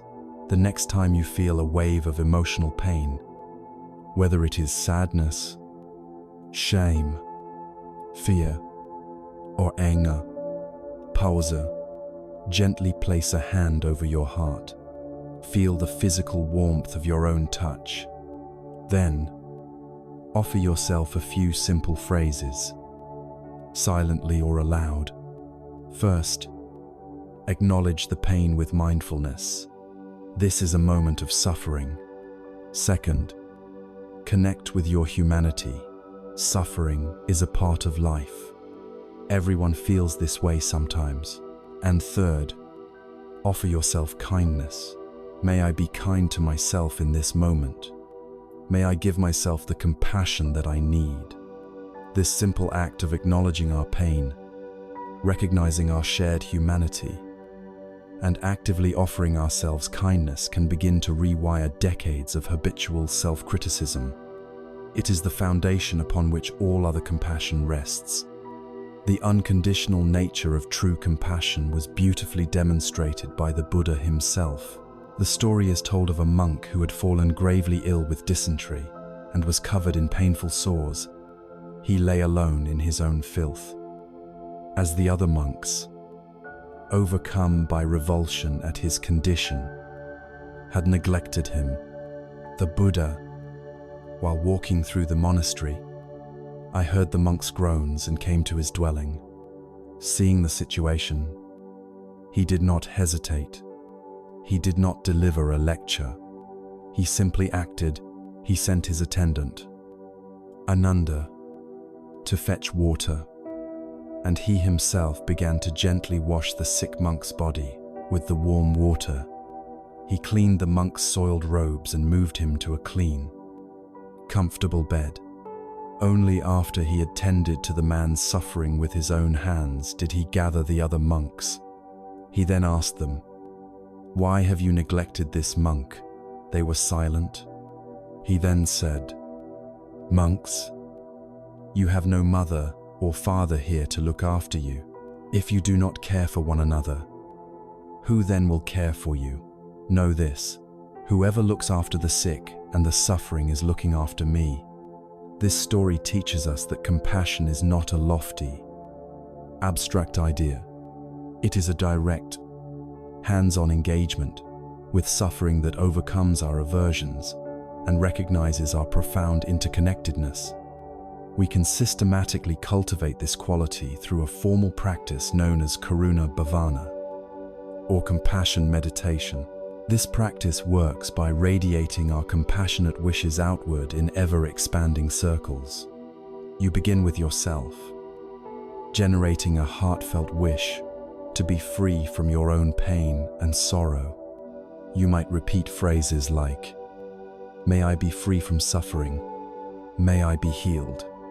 May I find peace."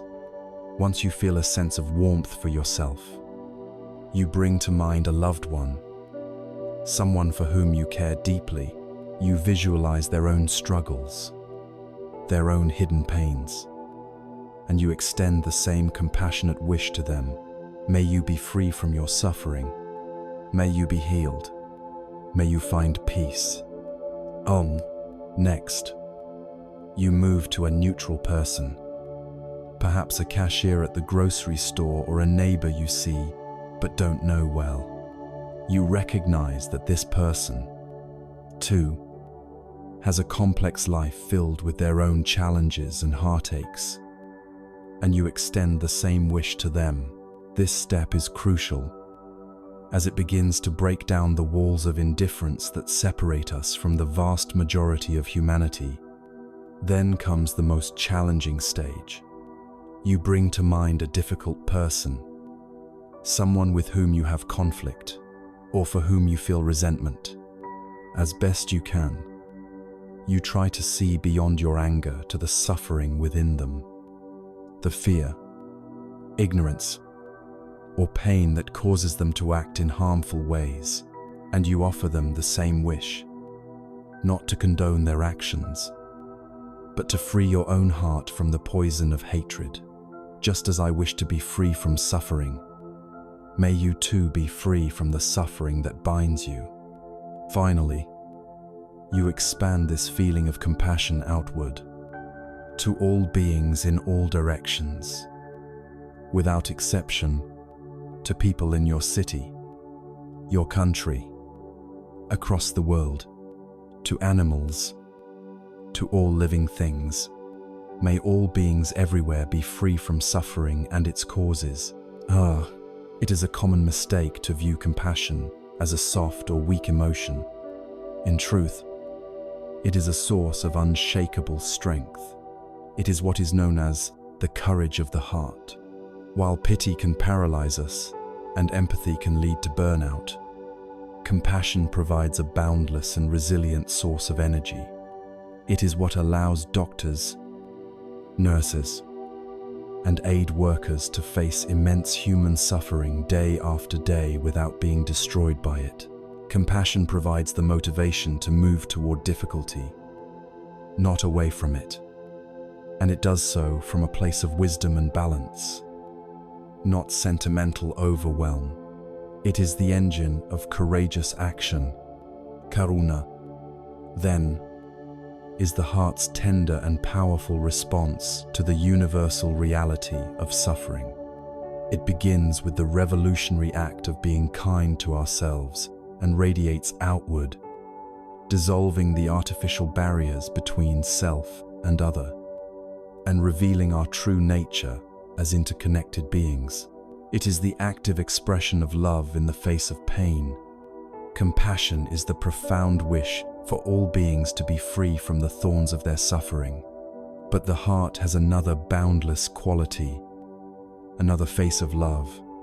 After wishing to remove the pain, we must also learn to actively cultivate joy. This is the practice of wishing for all beings to be happy, to flourish, and to find true well-being. This radiant, joyful, and unconditional goodwill is known as metta, or loving kindness. Having opened our hearts to the reality of suffering with the gentle courage of compassion, karuna, we now turn to its bright and radiant counterpart. The heart's capacity is not only for healing the wounds of the past, but also for actively sowing the seeds of future happiness.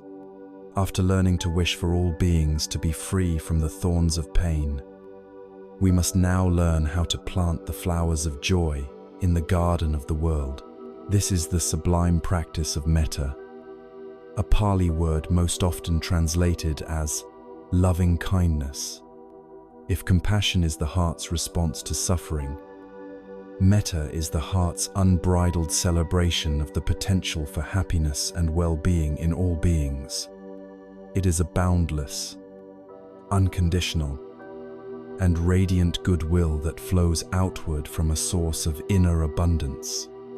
It is vital to understand that metta is profoundly different from the kinds of love we are most familiar with. It is not the passionate, possessive, and often conditional love of romance, which can so easily become entangled with attachment and fear. It is not the transactional affection we might feel for friends, which is often based on shared interests or mutual benefit. Metta is a love that expects nothing in return. It is like the sun, which shines its warmth down upon the entire world without discrimination. The sun does not decide who is worthy of its light. It shines on the saint and the sinner, on the beautiful rose and the humble weed, on friends and on enemies. Metta is the practice of cultivating this same sun-like quality in our own hearts, a steady and unconditional warmth that we can offer to ourselves and to all of life. The power of this practice lies in its ability to act as a direct antidote to the most toxic and contractive states of the mind. Anger, resentment, ill will, and jealousy are all states of tightness, of friction, of a closed and hardened heart. Metta is a state of softness, openness, and expansion. You cannot, in the very same moment, be genuinely wishing for someone to be happy and simultaneously feel hatred toward them. One dissolves the other, like pouring clear water onto a smoldering fire. The practice of metta systematically extinguishes the flames of negativity, leaving in their place a sense of peace, connection, and spaciousness. It is the ultimate medicine for a heart wounded by anger and separation. We cultivate this boundless quality through a formal meditation practice known as metta bhavana. which means the development or cultivation of loving kindness. Like the compassion practice, it works by radiating our intention outward in 5 expanding stages. The first and most essential stage is to offer metta to ourselves. We cannot shine the light of love outward if our own inner lamp is dark. We must be the first recipient of our own kindness. Finding a comfortable and quiet posture, you can gently bring your awareness inward and begin to silently repeat phrases of goodwill directed at your own being.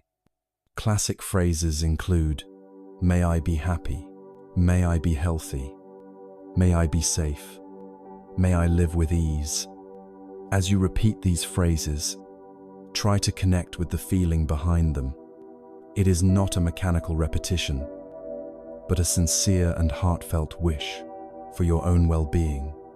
This can be challenging at first, especially if you are accustomed to harsh self-judgment. But it is the non-negotiable foundation of the practice. Once you have established a sense of warmth and kindness for yourself, you then bring to mind a benefactor or a dear friend, someone for whom you feel natural gratitude and affection.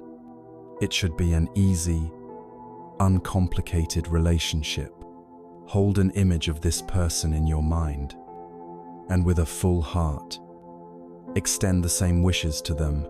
May you be happy. May you be healthy. May you be safe. May you live with ease. Feel your heart overflowing with genuine goodwill for this person, delighting in the very thought of their happiness. In the third stage, you bring to mind a neutral person. This might be someone you see regularly, but do not know well. A person who serves you coffee, a colleague from another department. You know nothing of their inner life, but you can be certain that they, too, wish to be happy. You now extend the same phrases of metta to them, consciously breaking down the walls of indifference that so often separate us from strangers. This practice helps us to see the shared humanity in everyone we encounter. The fourth stage is the great challenge and the greatest testament to the power of metta. Here, you bring to mind a difficult person, someone who has hurt you or with whom you have conflict. This is not about condoning their harmful actions or forcing a false sense of friendship. It is a practice for your own heart. The purpose is to free yourself from the prison of your own resentment. You recognize that this person's harmful actions are almost certainly rooted in their own suffering, their own ignorance, and their own desperate, misguided search for happiness. A truly happy and peaceful person does not cause harm, and so, from this place of wisdom, you try, as best you can, to extend the wish, "May you find true happiness and peace. For I know that if you were truly happy, you would not cause suffering to me or to others." This is a profound act of emotional liberation. Finally, in the fifth stage, you allow your heart to become boundless. You radiate the feeling of loving kindness outward in all directions. Like ripples spreading from a stone dropped in a calm lake, you extend it to all beings in your home, your city, your country. You extend it to all people on earth, to all animals, to all creatures seen and unseen, in all realms of existence. You hold the entire universe in your heart and bathe it in the loving wish. May all beings everywhere be happy. May all beings everywhere be peaceful. May all beings everywhere be safe and free. The transformative power of this fearless, unconditional love is powerfully illustrated in the story of the Buddha and the fearsome murderer, Angulimala, whose name meant finger garland.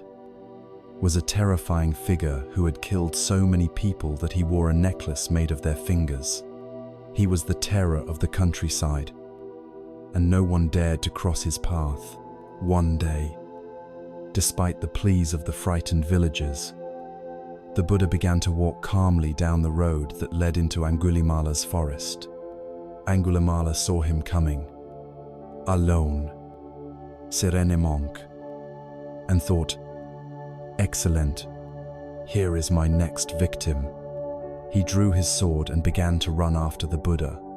But a strange thing happened.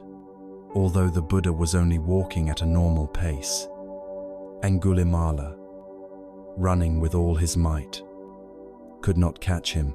Exhausted, enraged, and bewildered, he finally screamed out, "Stop! Monk, stand still!" The Buddha, without breaking his stride, turned his head slightly and replied with a voice of profound peace, "I have already stopped. Angulimala, it is you who have not stopped. I have stopped causing harm to living beings. You have not." Islekin, in that moment, something broke inside Angulimala. He had only ever been met with terror and hatred, forces that fueled his own rage.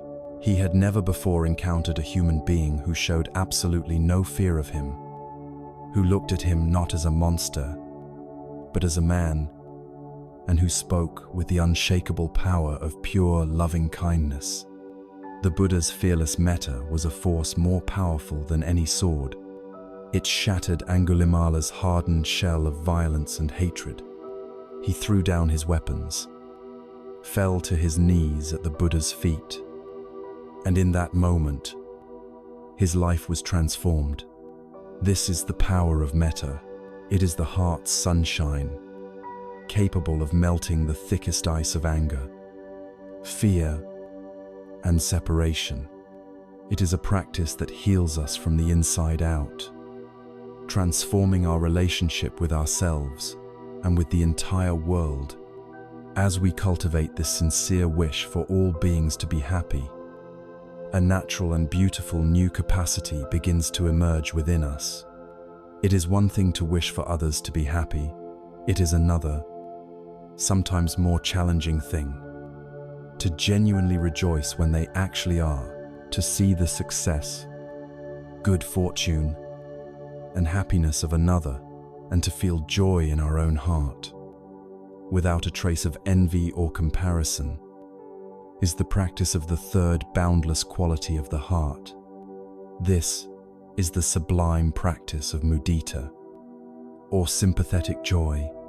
As we water the garden of the world with the unconditional, loving kindness of metta, we are presented with a beautiful and sometimes challenging opportunity to truly delight in the flowers that bloom as a result.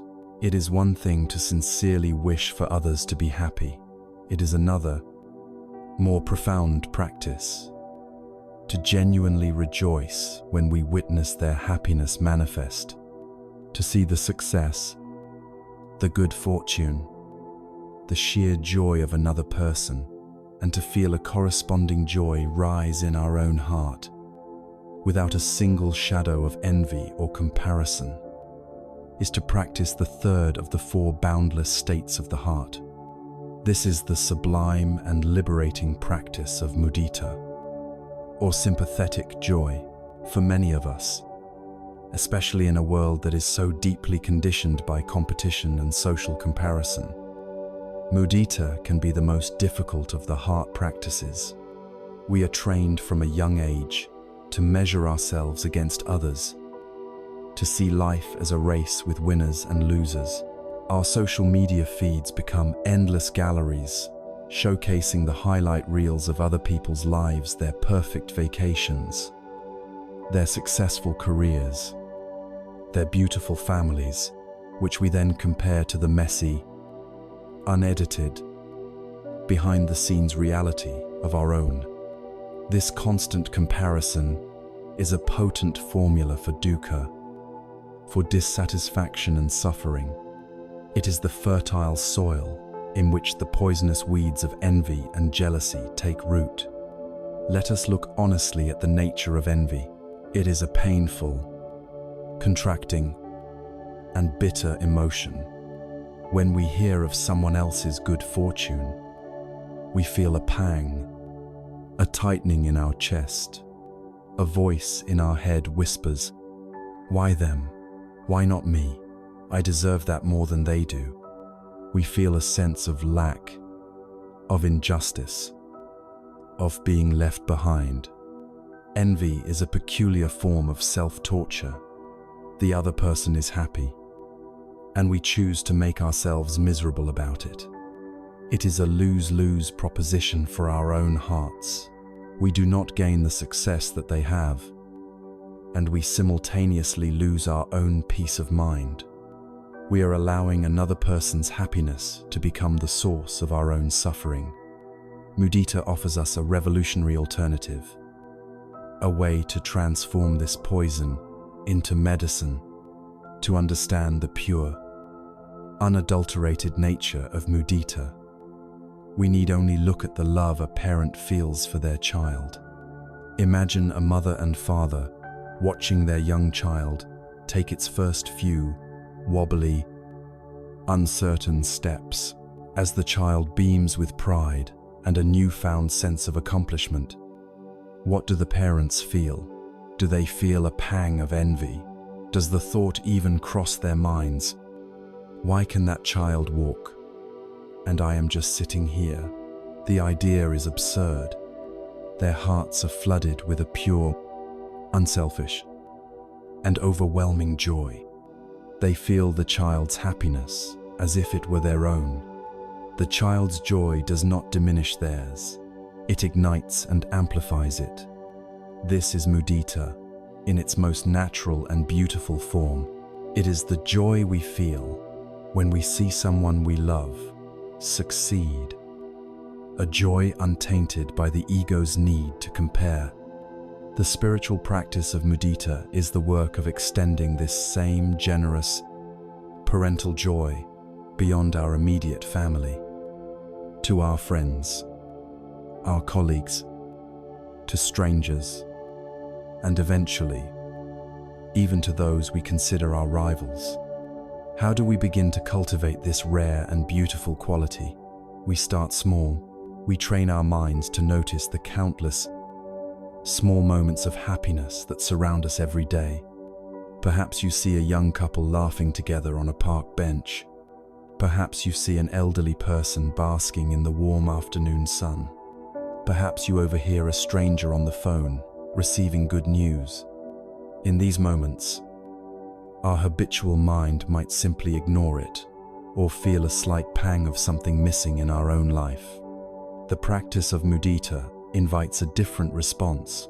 It invites us to pause, to acknowledge the moment, and to silently participate in their joy. We can say to ourselves, "How wonderful for them. I am happy that they are happy. May their joy continue." This is a small, internal act of generosity, a conscious choice to celebrate rather than compare. Each time we do this, we are weakening the habit of envy and strengthening the muscle of sympathetic joy. We can also undertake a more formal meditation practice. After finding a quiet and comfortable state, you can bring to mind a specific friend or loved one who has recently experienced some form of success or good fortune. Perhaps they got a promotion, fell in love, or achieved a personal goal. Visualize them in your mind's eye. See their happy face. Feel the joyful energy surrounding them. Now, instead of allowing your mind to drift to thoughts of your own life or your own lack, consciously choose to celebrate with them. Offer them phrases of sympathetic joy. "My friend, I am so happy for you. I rejoice in your good fortune. May your happiness and success continue to grow. May your joy bring joy to others." Feel, in your own body, the expansive and warm quality of this shared happiness. It is a feeling of abundance, not scarcity. This points to the fundamental error in the logic of envy. Envy is based on a false and deeply ingrained belief in the scarcity of happiness. It operates on a limited pie model of well-being, which assumes that there is only a finite amount of success, love, and joy available in the world. If someone else gets a large slice, that means there is less left for me. Mudita reveals the foolishness of this view. Happiness is not a limited resource. Joy is not a zero-sum game. Another person's light does not dim your own. In fact, it adds to the brightness of the world. Another person's success does not take anything away from your potential. When we learn to rejoice in the happiness of others, we instantly multiply the sources of joy in our own lives. Instead of having only our own small successes to celebrate, we can now celebrate the successes of everyone we meet. The world is transformed from a landscape of competition into a festival of shared abundance. This practice frees us from the exhausting and lonely prison of the ego's constant comparison. It allows us to feel genuinely connected to the people around us, to see their wins as a win for the human family. It is a powerful expression of our interconnectedness. When we feel mudita, we are saying, "Your happiness is my happiness. Your well-being contributes to my well-being." This is a profound and revolutionary shift in perspective, one that leads directly to a more peaceful and contented heart. We have now explored the three great active qualities of the boundless heart. We have explored compassion, karuna, the heart's tender response that moves towards suffering in order to heal it. We have cultivated loving kindness, metta, the heart's radiant warmth that actively wishes for all beings to be happy. And now, we have practiced sympathetic joy, mudita, the heart's generous celebration of the happiness that already exists in the world. These three qualities are like the beautiful and powerful wings of a great bird, the wings of love and connection.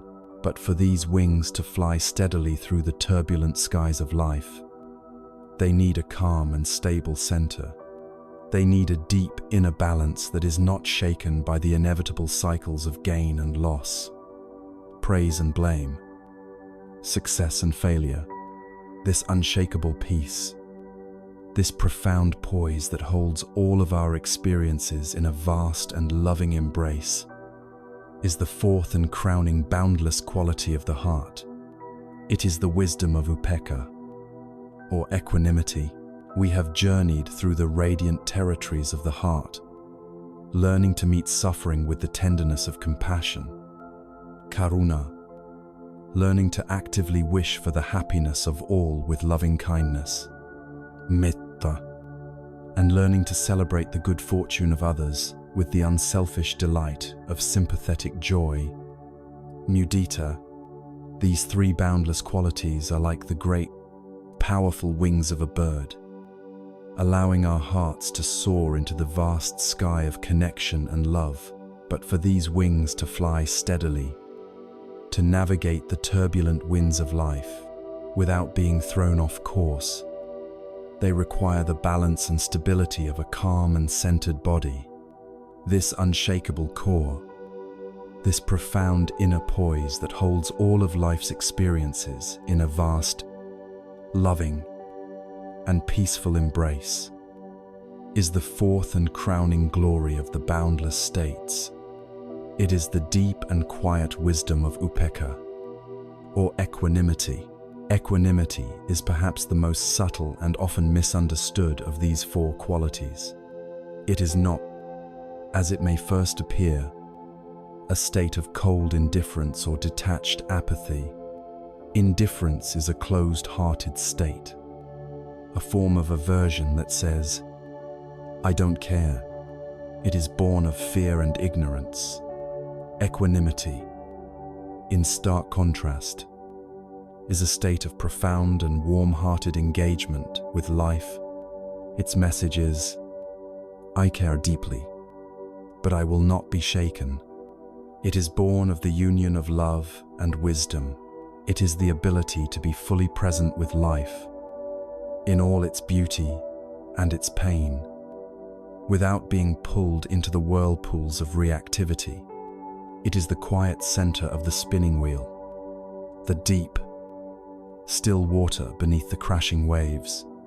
The training ground for equanimity is the raw, unfiltered reality of our daily lives, which are constantly swept by what the teachings call the 8 worldly winds. These are the 8 conditions that blow ceaselessly, threatening to knock us off our center. They come in 4 pairs of opposites. The first pair is gain and loss. We feel elated and triumphant when we get what we want: a promotion, a new relationship, a material possession, and we feel devastated and defeated when we lose them. The second pair is praise and blame. Our ego feels inflated and validated when we are complimented, and it feels wounded and diminished when we are criticized. The third pair is fame and disrepute. We crave public recognition and a good reputation, and we live in fear of being spoken ill of being shamed or forgotten. And the final pair is pleasure and pain. We spend our lives desperately clinging to pleasant physical and mental sensations and fighting a ferocious battle against the unpleasant ones. A life lived without equanimity is a life spent as a slave to these 8 winds. We are like a weather vane on a rooftop, spun around helplessly with every shift in the breeze, oscillating endlessly between excitement and despair, elation and heartbreak. The practice of upekkha is the practice of becoming a mountain, allowing these winds to howl and blow around us while we remain stable, grounded, and unmoved in our core. There is a story of a great Zen master whose equanimity was legendary, a wealthy merchant, skeptical of such tales, decided to put the master to the test. He arrived at the monastery with a heavy chest filled with gold coins and presented it to the master as an offering. The master, looking at the treasure, simply gave a slight nod and said, "Very well, you may leave it there." The merchant was stunned by this lack of excitement. A few days later, consumed by regret, he stormed back to the monastery, demanding the return of his gold and hurling insults at the master, calling him a fraud and a thief. The master, with the exact same calm and peaceful expression, listened patiently and then said, "Very well, you may take it back." The merchant, now completely bewildered by this lack of anger, finally asked, "How can this be? You showed no joy when I gave you a fortune, and you show no anger now that I take it back and call you a charlatan." The master looked at him with gentle eyes and said, "You're coming with gold and you're coming with insults. These are events in your story. They are like clouds passing in the sky. They do not belong to the sky itself, and they do not touch it. My peace is not for sale, and it cannot be stolen by your words. Oh, this is the peace of upekkha. It is an inner wealth that is not dependent on the shifting fortunes of the external world. But how does this profound balance relate to the active, engaged qualities of compassion, love, and joy? Upekkha is the container that holds and perfects them all. Without equanimity, compassion can easily curdle into what is called idiot compassion, a state of being so overwhelmed by the suffering of others that we become paralyzed, or we act unwisely out of sheer sentimentality. Equanimity allows us to feel the pain of the world without being drowned by it. It provides the stability and clarity needed for wise, sustainable, and effective compassionate action. Without equanimity, loving kindness can become clinging attachment. We wish for others to be happy, but we become anxious and distraught if their happiness doesn't unfold according to our plans, or if they do not return our love in the way we expect. Equanimity allows us to love freely and purely, without being attached to the outcome. It is the freedom to give without needing anything in return. And without equanimity, our sympathetic joy can be fragile, tinged with the fear of its eventual loss. We rejoice in a friend's good fortune, but we are attached to it, and so we suffer when it inevitably changes. Equanimity allows us to celebrate the beauty of the moment without clinging to it, to enjoy the flower without trying to prevent it from eventually wilting. Upekkha is the vast, loving space in which the dance of all other emotions can take place. We cultivate this supreme balance primarily through deep contemplation and wisdom. When we are struck by one of the 8 worldly winds, we practice seeing it for what it is.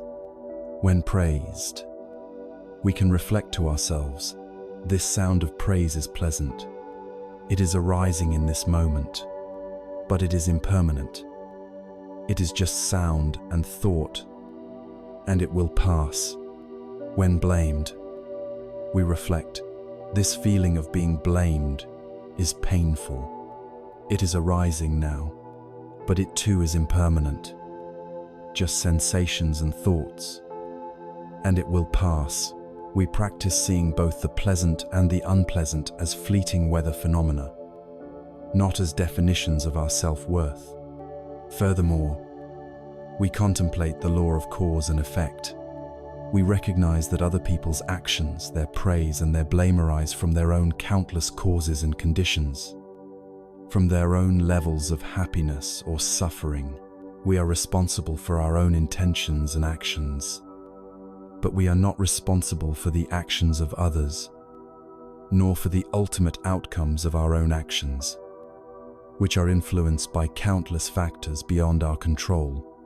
This understanding allows us to act with integrity and love in the world, and then to let go of the results, finding peace in the purity of our own intention rather than in the fickle nature of the outcome. Upekkha, then, is the crowning jewel of the 4 boundless states of the heart. It is the quiet, unshakable peace that comes from seeing things as they truly are.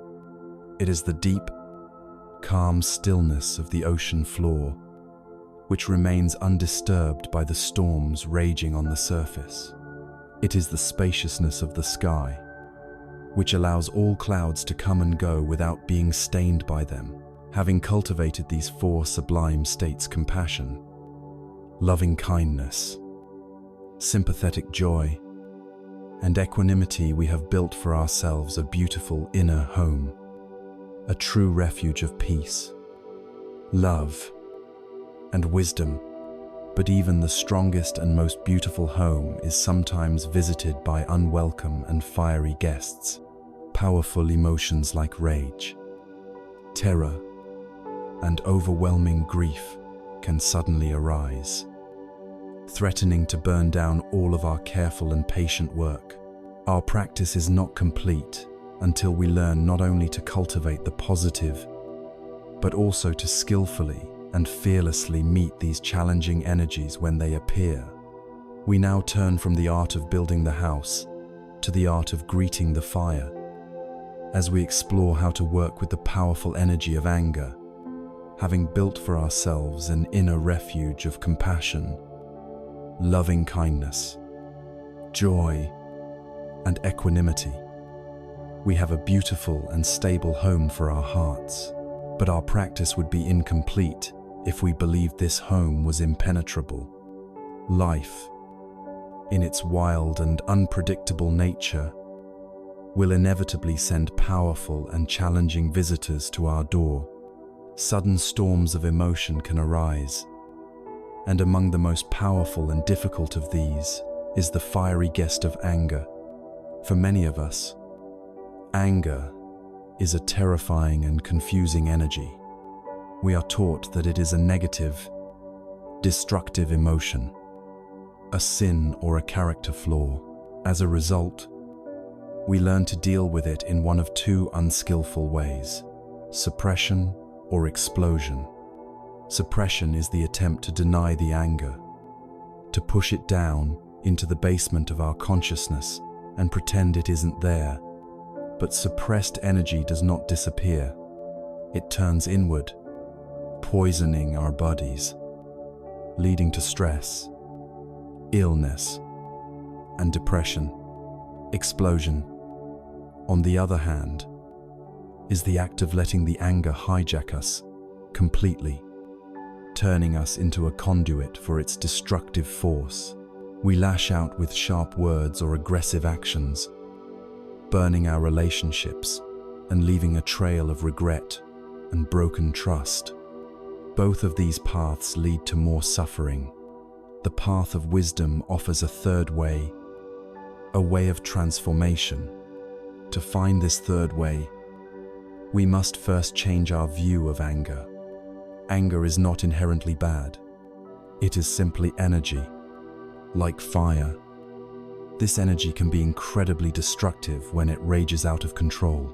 But fire, when contained and understood, is also a source of warmth, light, and power. It can cook our food and illuminate our darkness. The practice, then, is not to extinguish the fire of anger, but to learn how to tend to it with mindfulness and wisdom, transforming it from a wildfire into a hearth fire. There is an old and wise story that illustrates the first and most crucial step. Imagine you are at home, sleeping soundly. In the middle of the night, you are woken by the acrid smell of smoke. You open your eyes and see that a corner of your beloved house is in flames. In that moment, what is the most intelligent and urgent thing to do? Do you drop everything, run out into the street, and begin screaming, "Who did this? I will find the person who set my house on fire and I will make them pay"?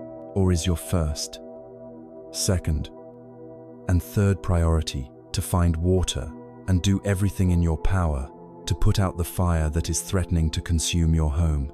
The answer is obvious. The immediate danger is the fire itself. The search for the cause, for the arsonist, can wait. Anger is a fire that has broken out in the house of your being. Our habitual reaction is often to immediately look for someone to blame. We cast our attention outward, searching for the person who made me angry. But the way of wisdom teaches us that our first responsibility is to turn inward. It is to tend to the flames within our own heart, to soothe their intensity with the cool water of mindfulness and compassion. The great Zen master, Thich Nhat Hanh, offers a beautiful and powerful metaphor for how to do this. He teaches us to treat our anger like a loving mother treats her crying baby. When a baby cries, a good mother does not get angry at it and shout, "Be quiet." That would be explosion, nor does she ignore the baby, put it in another room, and pretend she cannot hear it. That would be suppression. A good mother picks the baby up tenderly. She holds it in her arms. She cradles it. She looks at it with love and tries to understand what is wrong. Is the baby hungry? Is it cold? Is it frightened? Her gentle, loving presence is what soothes the baby. We must learn to become a loving mother to our own anger. The practice begins with mindfulness, with the simple act of recognition. The moment you feel the heat of anger beginning to rise, you turn your attention inward and acknowledge its presence without judgment. You can say to yourself, "Hello, my anger. I see that you are here. I will take good care of you." This simple act of naming the emotion, of greeting it as a visitor rather than an enemy, prevents it from completely taking you over. You are no longer the anger. You are the awareness that is noticing the anger.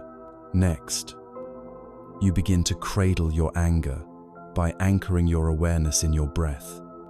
This is the mother's gentle rocking motion that calms the crying child. You breathe in, and you know that anger is in you.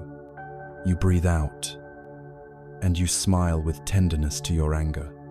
You can use the silent phrases, breathing in, I am aware of the anger in me. Breathing out, I am taking care of my anger. This mindful breathing is not a way to suppress the anger, but to hold it in a spacious, non-reactive awareness. It brings oxygen to your brain, calms your nervous system, and prevents the fire from spreading. As you cradle the anger with your breath, you can also bring your awareness to its physical reality. Where do you feel this energy in your body?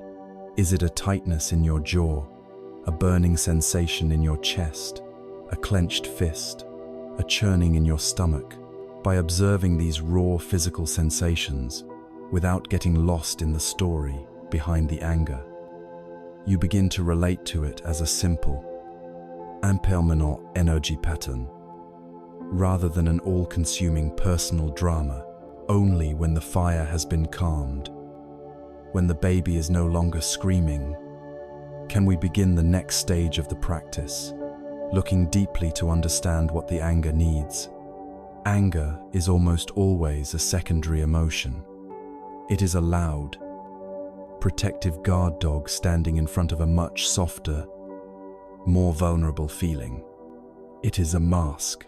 The practice is to ask our anger with genuine curiosity and kindness. My dear anger, what are you trying to protect? What vulnerable feeling lies beneath you? Often, we will find that the root of anger is hurt. Our pride has been wounded. We feel disrespected, unseen, or unloved. The anger rushes in to create a hard shell around that soft, tender place of hurt. At other times, the root of anger is fear. We feel that our safety, our well-being, or the well-being of someone we love is being threatened. Anger arises as a surge of energy to fight back against this perceived threat. And sometimes, anger can arise from a deep sense of injustice. We witness something that violates our core values, and anger rises as a powerful motivation for change. This righteous anger can be a wholesome force, but even it must be held in the arms of wisdom and compassion if it is to lead to skillful action rather than more destruction. When we can look deeply and touch the root of our anger, the hurt, the fear, the sense of injustice, transformation begins to happen. The anger's job is done. It has delivered its message. It has shown us where we are vulnerable, where our heart needs attention. Having been seen, heard, and understood, the energy of the anger can begin to relax and dissolve naturally. It is no longer needed as a guard dog, because we, as the wise and loving caretaker of our own heart, have come to sit with the vulnerable feeling it was protecting. This process moves us away from blame and toward understanding. We see that our anger is primarily about our own inner experience, not about the other person. And from this more spacious place, we can even begin to look at the other person with compassion, wondering what suffering in them caused them to act in a way that triggered our own pain. Anger, then, need not be our enemy. It can become one of our most powerful teachers. It is a messenger from the depths of our being, pointing us directly to the places that need our love and attention. By learning to greet it with mindfulness, to cradle it with the breath of a loving mother, and to listen to its deeper message with the ear of a wise friend. We can transform this fiery and often destructive energy into a profound source of self-awareness, wisdom, and, ultimately, freedom. Learning to work with a sudden, explosive energy like anger is a vital skill. But what about the emotions that are not like a fire, but more like a deep, slow-moving river? What about the quiet, heavy, and persistent energies of sadness, grief, and loss? These states require a different kind of skill, not one of calming a fire, but of learning how to navigate a deep water. We now turn our attention from the heat of anger to the depths of sorrow, exploring how to find light in the darkness. Having learned to skillfully tend to the fiery, explosive energy of anger, we now turn our attention to its elemental opposite. While anger is a fire, we must learn to calm. Sadness is a deep water. We must learn to navigate. It is a quiet, heavy, and often persistent energy that can feel like a vast, grey ocean, threatening to pull us under. In our modern world, we are often taught to fear sadness, to see it as a sign of weakness or a problem to be fixed. When we are sad, we are told to cheer up, to look on the bright side, to get over it. This well-intentioned but misguided advice creates a culture where we feel ashamed of our sorrow, and we learn to suppress this most natural and human of emotions. But the path of wisdom teaches us that sadness is not an enemy. It is a sacred and intelligent messenger, and learning to listen to it with courage and tenderness is essential for our healing. Our aversion to sadness is a powerful form of vibhavatana, the thirst for non-existence. We want this uncomfortable feeling to go away, and we will do almost anything to avoid it. We distract ourselves with endless entertainment. We numb ourselves with food or drink. We keep ourselves frantically busy, all in an effort to outrun the shadow of our own sorrow. But suppressed emotion does not disappear. Unfelt grief and unacknowledged sadness get trapped in the body and mind. They can manifest as chronic anxiety, a low-grade depression that we can't explain, a feeling of numbness and disconnection from life, or a host of physical ailments. Sadness that is not given the space to be felt and released does not go away. It simply goes into hiding, exerting its heavy influence from the shadows of our psyche. The only way out is through the practice of working with sadness. Therefore, begins with the radical act of giving ourselves permission to feel it. It is about creating a safe and compassionate inner harbor, where the waves of sorrow can be allowed to roll in without crashing against the sea walls of our resistance. The first step is to simply say to yourself, with all the kindness you can muster, "It is okay to feel this way. There is nothing wrong with me for feeling sad. I give myself full permission to experience this sorrow." This inner permission is a profound act of self-love. It is the first step in making friends with an emotion we have been taught to treat as an enemy. Once we have given ourselves permission, we can then bring the gentle light of mindfulness to the experience. Just as we did with anger, we learn to be with the sadness without being completely consumed by it. We use the steady rhythm of our breath as our anchor in the storm. We can say to ourselves, breathing in, "I know that sadness is in me." Breathing out, "I am holding my sadness with tenderness." We are not trying to breathe the sadness away. We are using the breath to create a spacious container for it. We are becoming the loving presence that can hold the sadness, rather than being the sadness itself. From here, we can explore the physical landscape of this emotion. Where does sadness live in your body? For many, it is a palpable weight, a heaviness in the center of the chest. For others, it is a constricted lump in the throat that makes it difficult to speak or swallow. For some, it is a hollow, empty feeling in the stomach.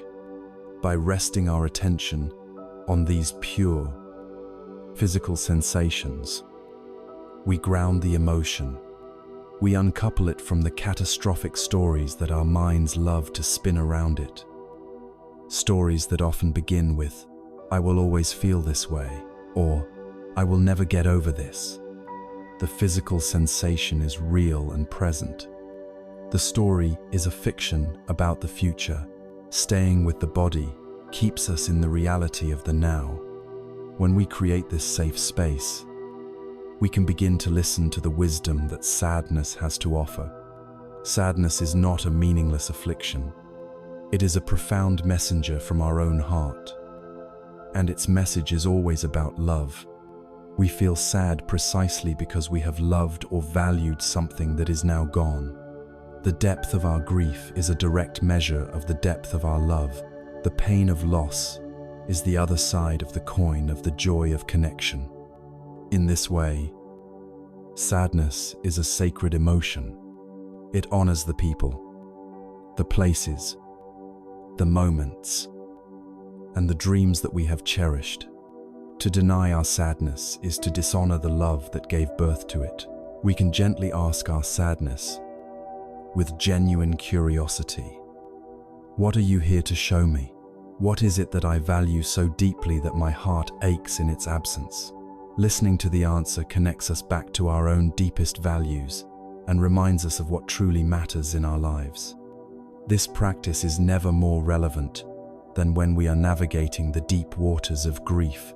After a significant loss, the death of a loved one, the end of a relationship, the loss of a cherished dream, we are often expected to move through a neat and tidy process and get closure. But grief has its own wild and unpredictable intelligence. It comes in waves, not in linear stages. One day, we may feel a profound numbness, a sense of denial. Another day, we may be visited by the fiery energy of anger at the injustice of it all. Mindfulness allows us to be with each of these states without judgment. It lets us be with the numbness without forcing ourselves to feel. It lets us cradle the anger when it comes to visit.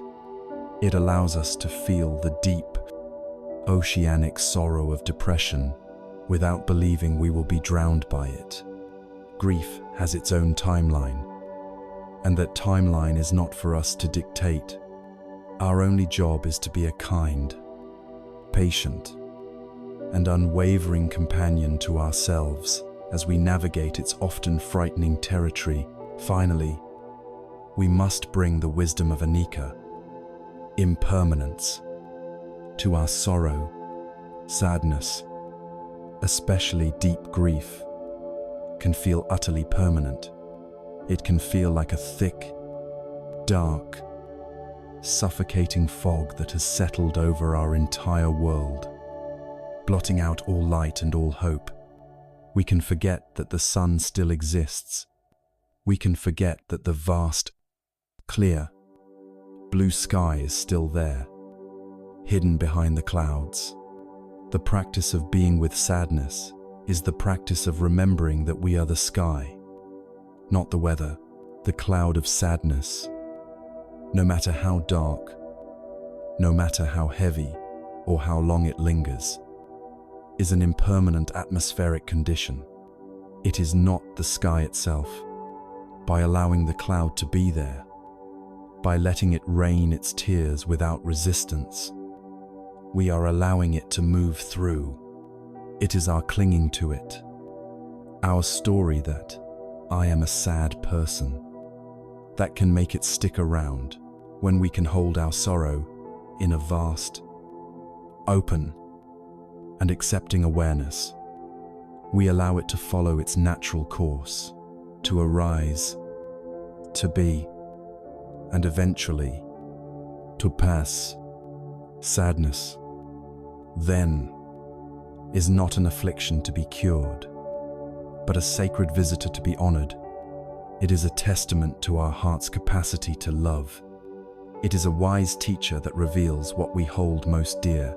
By learning to meet this deep and quiet emotion with permission, with the gentle embrace of our own mindful presence, and with a patient and curious heart, we allow it to move through us, cleansing us with its tears and leaving us, in the end, more whole, more human, and more deeply connected to the preciousness of life, having learned to navigate the inner landscapes of our most challenging emotions, both the fiery energy of anger and the deep waters of sorrow. We begin to develop a profound trust in our own capacity to be with life as it is. This inner stability allows us to lift our gaze and look more deeply at the world around us. We start to see that just as our inner states are connected and interdependent, so too is everything in the outer world. We begin to perceive the intricate, invisible threads that weave all of life together into a single, magnificent tapestry. This perception of radical interconnectedness is the gateway to one of the most profound insights of the path, the wisdom of pratitya samutpada, or dependent origination. Having learned to navigate the inner landscapes of our most challenging emotions, from the fiery energy of anger to the deep waters of sorrow, we begin to develop a profound trust in our own capacity to be with life as it is. This newfound inner stability allows us to lift our gaze from our own personal dramas and look more deeply at the very fabric of the world around us. And when we look with the clear eyes of mindfulness, we begin to see that just as our inner states are connected and interdependent, so too is everything in the outer world. We start to perceive the intricate, invisible threads that weave all of life, every person, every object, every evento, a single, magnificent, and breathing tapestry. This perception of radical interconnectedness is the gateway to one of the most profound and transformative insights of the spiritual path, the wisdom of pratitya samutpada, known as dependent origination or interbeing. This principle is the master key that unlocks the ultimate meaning of the truths we have already explored.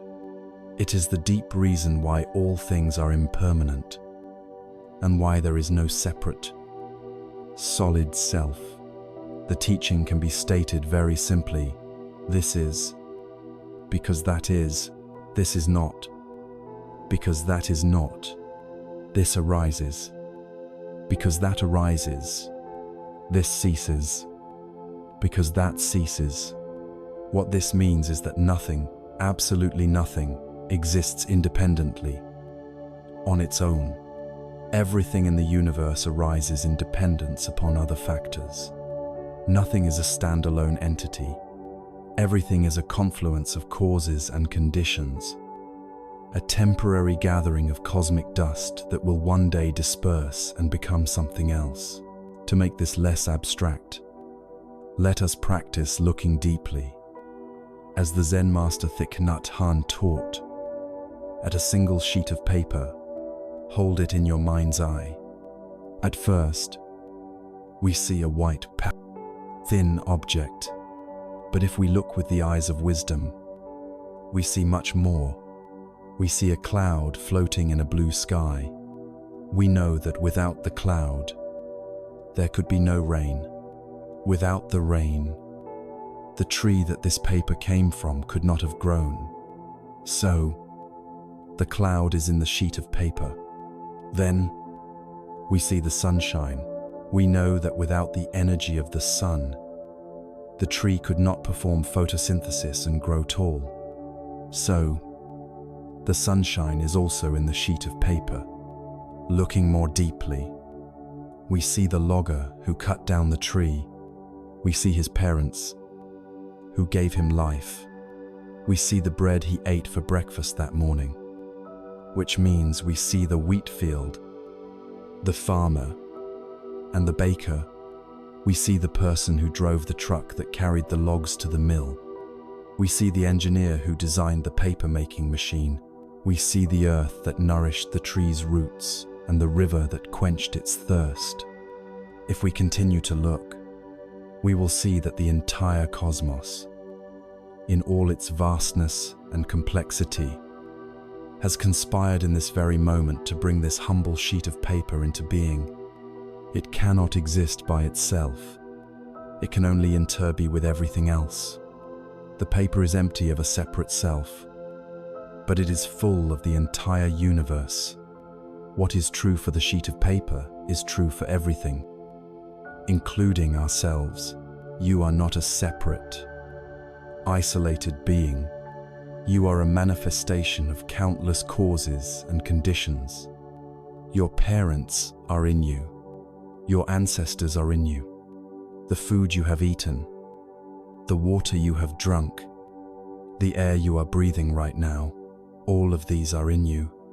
The teachers who taught you, the friends who have shaped you, the books you have read, the music you have heard, they are all present in the person you are today. You are a walking, breathing expression of the entire history of the cosmos. There is another, more poetic image for this profound reality. The image of Indra's net. In ancient cosmology, the god Indra's palace was said to be decorated with a marvelous net that stretched out infinitely in all directions. At every single point where the threads of the net crossed, there hung a single, brilliant, multifaceted jewel. And here is the miracle. If you were to look closely into the polished surface of any one jewel, you would see reflected within it every other jewel in the entire, infinite net. And in each of those reflections, you would see the reflections of all the other jewels, and so on. For all of eternity, each jewel contains all the others. You are one of those jewels. I am one of those jewels. Every person, every animal, every star, and every grain of sand is a jewel in this cosmic web. Each of us, in our unique existence, perfectly reflects all of reality, and we are, in turn, perfectly reflected in everything else. There is no fundamental separation. There is only an infinite, shimmering, and interconnected whole. The implications of this vision are staggering. It completely dissolves the artificial boundaries we draw between self and other, between inside and outside. The very air you just exhaled contains atoms that may become part of the leaf of a tree tomorrow. The water you drink was once part of a distant ocean.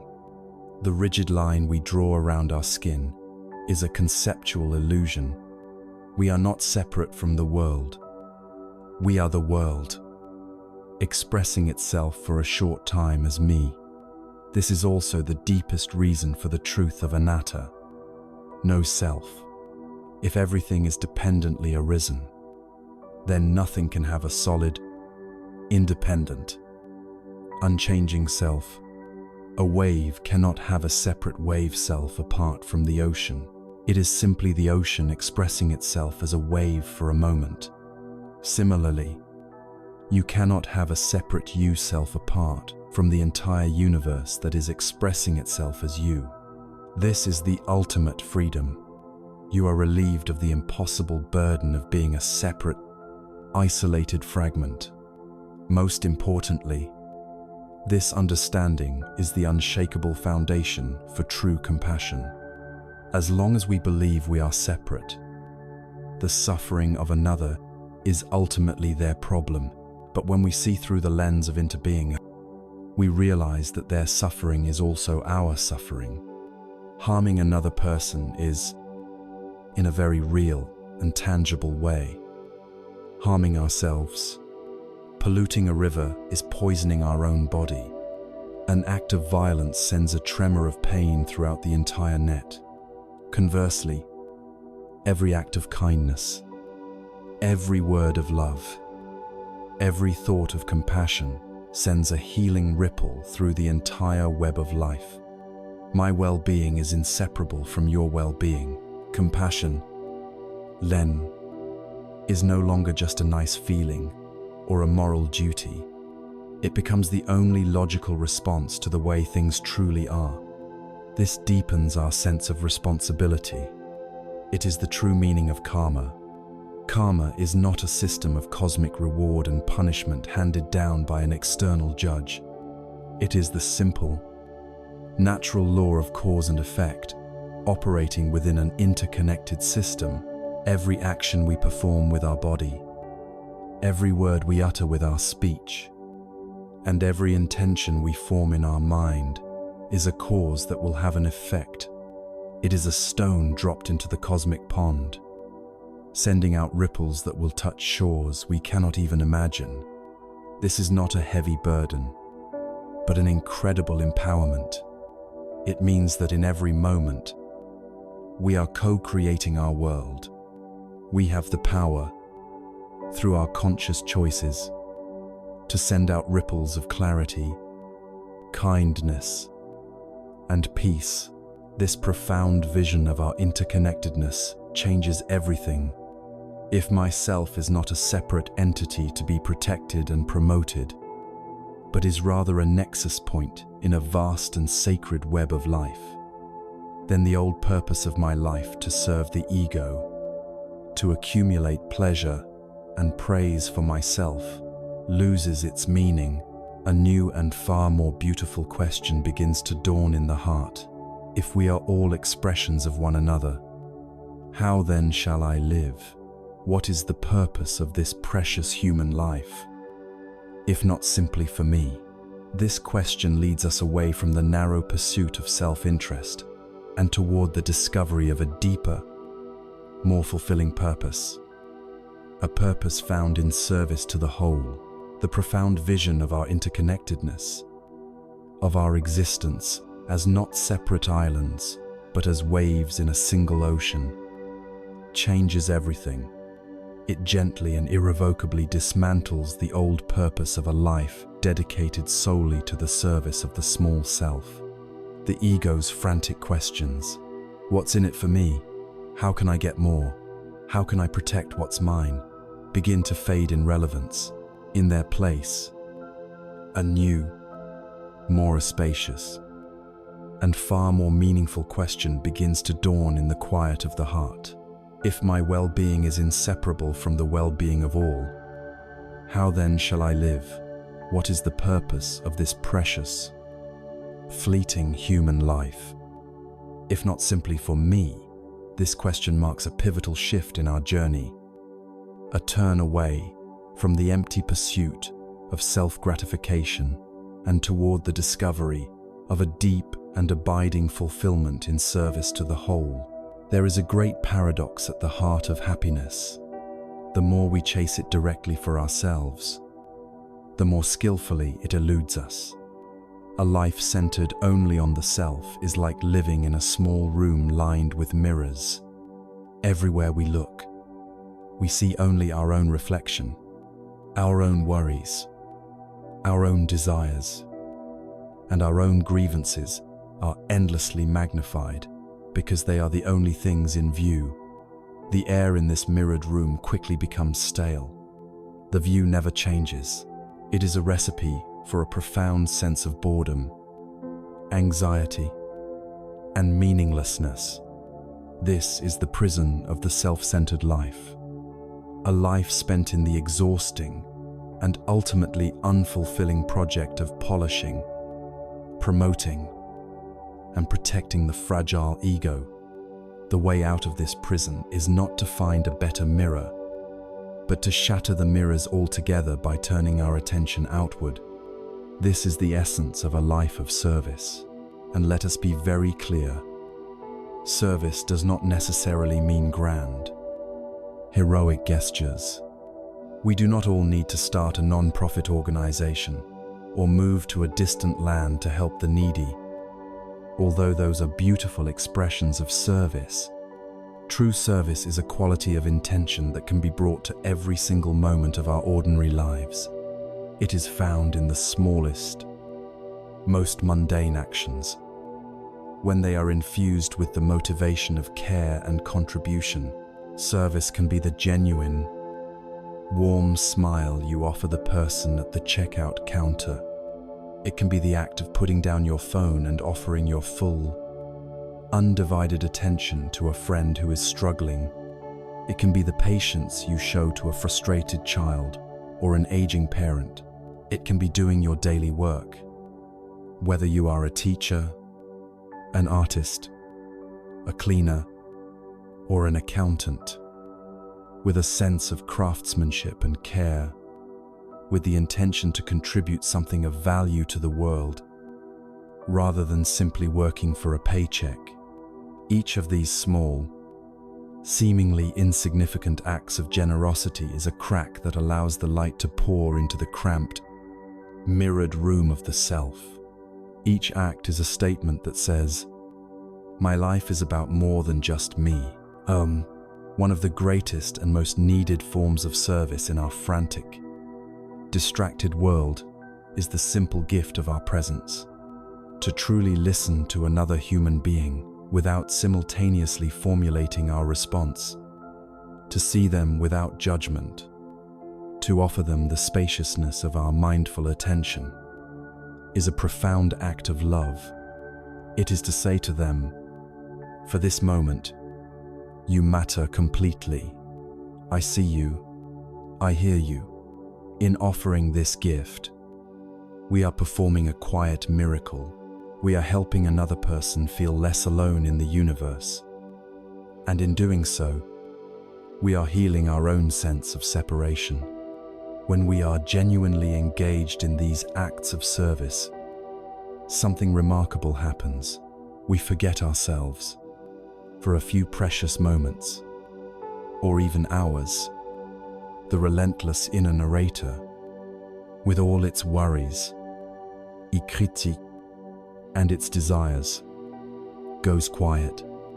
The tight knot of I, me, mine dissolves into the action itself.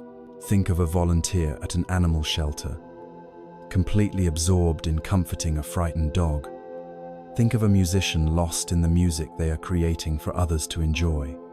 Think of a gardener tending to their plants, focused only on the needs of the soil and the sun. In these moments of flow, of selfless absorption, are they worrying about their own anxieties? Are they ruminating on past hurts? No, they are free. This is the paradoxical freedom of self-forgetting. Our own problems, which seem so large and all-consuming inside the mirrored room, shrink to their proper size when viewed against the vast backdrop of our connection to the world. The psychiatrist and Holocaust survivor Viktor Frankl wrote movingly about this from the depths of his own unimaginable suffering. In his book, Man's Search for Meaning, he observed that the people most likely to survive the horrors of the concentration camps were not necessarily the strongest, but those who had a sense of purpose beyond themselves, a reason to live for. He concluded that happiness is not something we can pursue directly. It must ensue as the unintended side effect of dedicating ourselves to a cause greater than ourselves, or as the byproduct of our surrender and love for another person. This profound insight from modern psychology is a perfect echo of ancient Buddhist wisdom. The ego's direct, grasping pursuit of its own happiness is the very activity that guarantees its frustration. But when we dedicate ourselves to the intention of reducing the suffering of others, karuna, or increasing their well-being, metta, our own happiness arises naturally, effortlessly, and unexpectedly. It is the warmth we feel from tending to another's fire. It is the light that reflects back on us when we are focused on illuminating the path for someone else. Meaning, then, is not some grand treasure we must find hidden somewhere out in the world.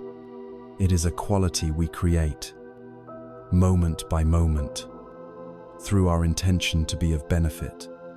It is woven from the countless small threads of our daily choices to be kind, to be helpful, to listen, to care, and to contribute. This is how we live out the profound truth of our interconnectedness. It is how we make our lives an answer to the question, if we are all one, how then shall I live? This discovery of meaning in service provides us with a new compass for our lives, a true north that guides our journey. But a compass is only useful if we know how to read it in every moment. On the ground, in the midst of the chaos and beauty of our ordinary day, the grand purpose of serving the whole must be translated into the small, concrete actions of our daily existence. This requires us to weave the thread of awareness through every activity, transforming the mundane into the sacred. We now turn to the practical art of integrating our practice into every breath, every step, and every interaction, learning how to make our entire life a meditation. Having discovered a new compass for our lives in the form of a purpose dedicated to service and connection, we now face the great and joyous task of learning how to use this compass in our daily lives. A map is useless if it remains rolled up on a shelf. The profound insights we have uncovered of impermanence, of interbeing, of the boundless heart must be brought down from the mountain peak of understanding and into the bustling marketplace of our everyday existence. The ultimate goal of this path is not to become a good meditator who can sit peacefully for an hour. The goal is to become an awakened human being, capable of meeting every moment of life with presence, wisdom, and compassion. This means we must learn to dissolve the artificial boundary between our practice time and our real life. We must learn to make our entire life our meditation. This is the art of integrating mindfulness into the flow of our days, of transforming the most mundane and ordinary activities into sacred opportunities for presence. Consider the simple act of washing the dishes. For most of us, this is a chore to be rushed through while our mind is 1,000 miles away, lost in planning the future or ruminating on the past. The practice of mindfulness invites a different approach. As you stand at the sink, bring your full attention to the experience. Feel the warmth of the water on your hands. See the iridescent shimmer of the soap bubbles. Hear the gentle clinking of the plates. Smell the clean scent of the soap. The instruction is simply this: when you are washing the dishes, just wash the dishes. In that simple, undivided attention, the chore is transformed. It ceases to be a means to an end and becomes a moment of profound peace, a meditation in action. This same principle can be applied to anything. When you are driving your car, instead of being lost in a trance of anxious thought, you can practice driving meditation. Feel your hands on the steering wheel, your body in the seat. Notice the ever-changing landscape passing by your window. When you arrive at a red light, instead of seeing it as a moment of frustration, you can see it as a gift, a bell of mindfulness inviting you to take 3 conscious, deep breaths and come back home to yourself. When you are walking, you can practice walking meditation. Feel the solid contact of your feet on the earth with each step. Notice the rhythm of your body, the feeling of the air on your skin. You are not rushing to a destination. You are simply savoring the miraculous act of walking itself. Every moment, no matter how ordinary it seems, can become a doorway back to the present. to help us remember. For our minds are wonderfully conditioned for distraction. We can use the practice of the bell of mindfulness in a monastery. A bell is periodically rung to remind the monks and nuns to pause their activity and come back to their breath. We do not need to live in a monastery to use this practice. We can decide that any sound can be our bell. The ringing of our telephone can be a bell. Instead of immediately grabbing it, we can pause, take one conscious breath, and then answer. The sound of a siren in the distance, the chime of a clock, the laughter of a child, all of these can become our reminders to return to the present moment. Most radically, we can learn to use the annoying and unpleasant events of our day as our most powerful bells of mindfulness. When someone criticizes you, that is a bell. Instead of reacting automatically with defensiveness or anger, you can pause, breathe, and observe the feeling of being hurt arise in you. You can see the second arrow of your reaction as you reach for it, and you can choose to put it down. When you are stuck in traffic, that is a bell. Instead of fuming with impatience, you can use the moment to notice the tension in your body and consciously relax it. This practice is transformative. It turns life's difficulties from obstacles that thwart us into opportunities that teach us. The person who annoys you the most becomes your greatest teacher, because they are constantly ringing the bell, inviting you to look at your own mind. This integration of mindfulness into life means that we begin to see that heaven and hell are not distant places we go to after we die. They are states of mind that we create and inhabit in every single moment, based on the quality of our awareness. There is a famous story that illustrates this with piercing clarity. A fierce, high-ranking samurai general, known for his violent temper, strode up to a small, elderly Zen master who was meditating. "Old monk," he barked, "teach me about heaven and hell." The Zen master slowly opened his eyes, looked the general up and down with an expression of utter contempt, and said, "Teach you? Why would I waste my time with a brutish, slobbering oaf like you? You are a disgrace to the samurai class. Get out of my sight." And send. The general was instantly consumed by a white-hot rage. His face turned a deep shade of purple. He let out a roar, drew his massive samurai sword from its scabbard, and raised it high above his head to strike the monk down. In that precise moment, as the sword was about to fall, the Zen master looked up calmly, pointed directly at the enraged general, and said softly, "Right now, the gates of hell are opening." The general froze. The truth of the master's words struck him like a bolt of lightning. He saw that hell was not a place of fire and brimstone, but the state of his own mind, a mind consumed by uncontrollable rage. His own anger was hell, overwhelmed with a sense of awe and gratitude. The general's whole being changed. He lowered the sword, slowly sheathed it, and then bowed deeply to the master. The master smiled gently and said, "And right now, the gates of heaven are opening." This is the power of mindfulness in action.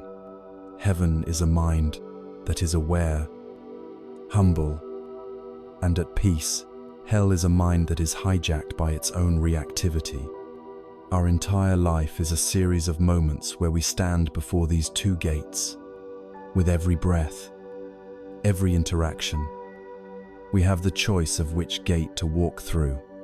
Mindfulness is the key that allows us to see the gates clearly and to make a conscious choice.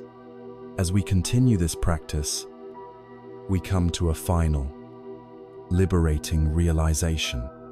Mindfulness is not some special, mystical state that we have to strive for or achieve. It is not about adding anything new to ourselves.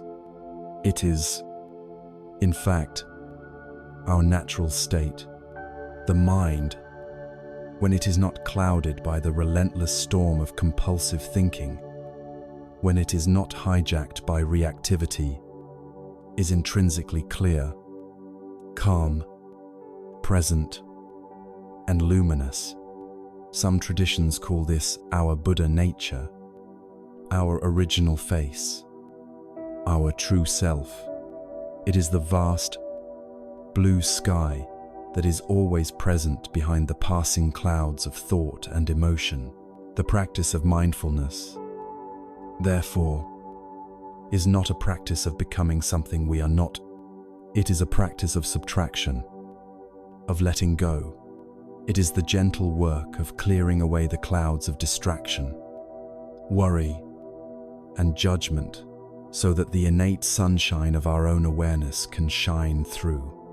It is simply the process of returning home to the peace and clarity that has been here all along, patiently waiting for us beneath the noise of our unobserved minds. This path of weaving awareness into every moment of our lives is simple, but it is not always easy. The habits of distraction and reactivity are deep-seated, cultivated over a lifetime. There will be days when we feel discouraged, when our practice feels dry and mechanical, when we question if any real progress is being made. To persevere through these difficult moments, to continue walking when the path is unclear and the destination seems far away, requires a special kind of inner resource. It is not blind belief, but a quality of wise confidence, resilient trust, and heartfelt conviction. This essential quality that fuels our journey forward is known as saddha, or wise faith. As we walk this path of weaving awareness into the fabric of our everyday lives, we begin to experience moments of profound peace and clarity.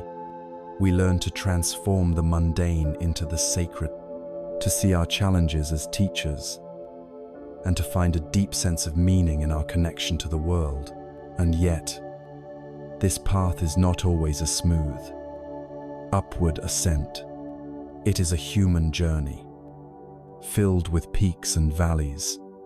The habits of our mind, cultivated over a lifetime of distraction and reactivity, are powerful and persistent. There will be days when our practice feels dry and mechanical. There will be times when we are swept away by old patterns of anger or sorrow. There will be moments of doubt, of darkness, when we question if any real progress is being made. When the promise of peace feels like a distant and unreachable shore. To persevere through these inevitable difficulties, to continue walking with diligence and hope when the path is shrouded in fog, we need a special kind of inner resource.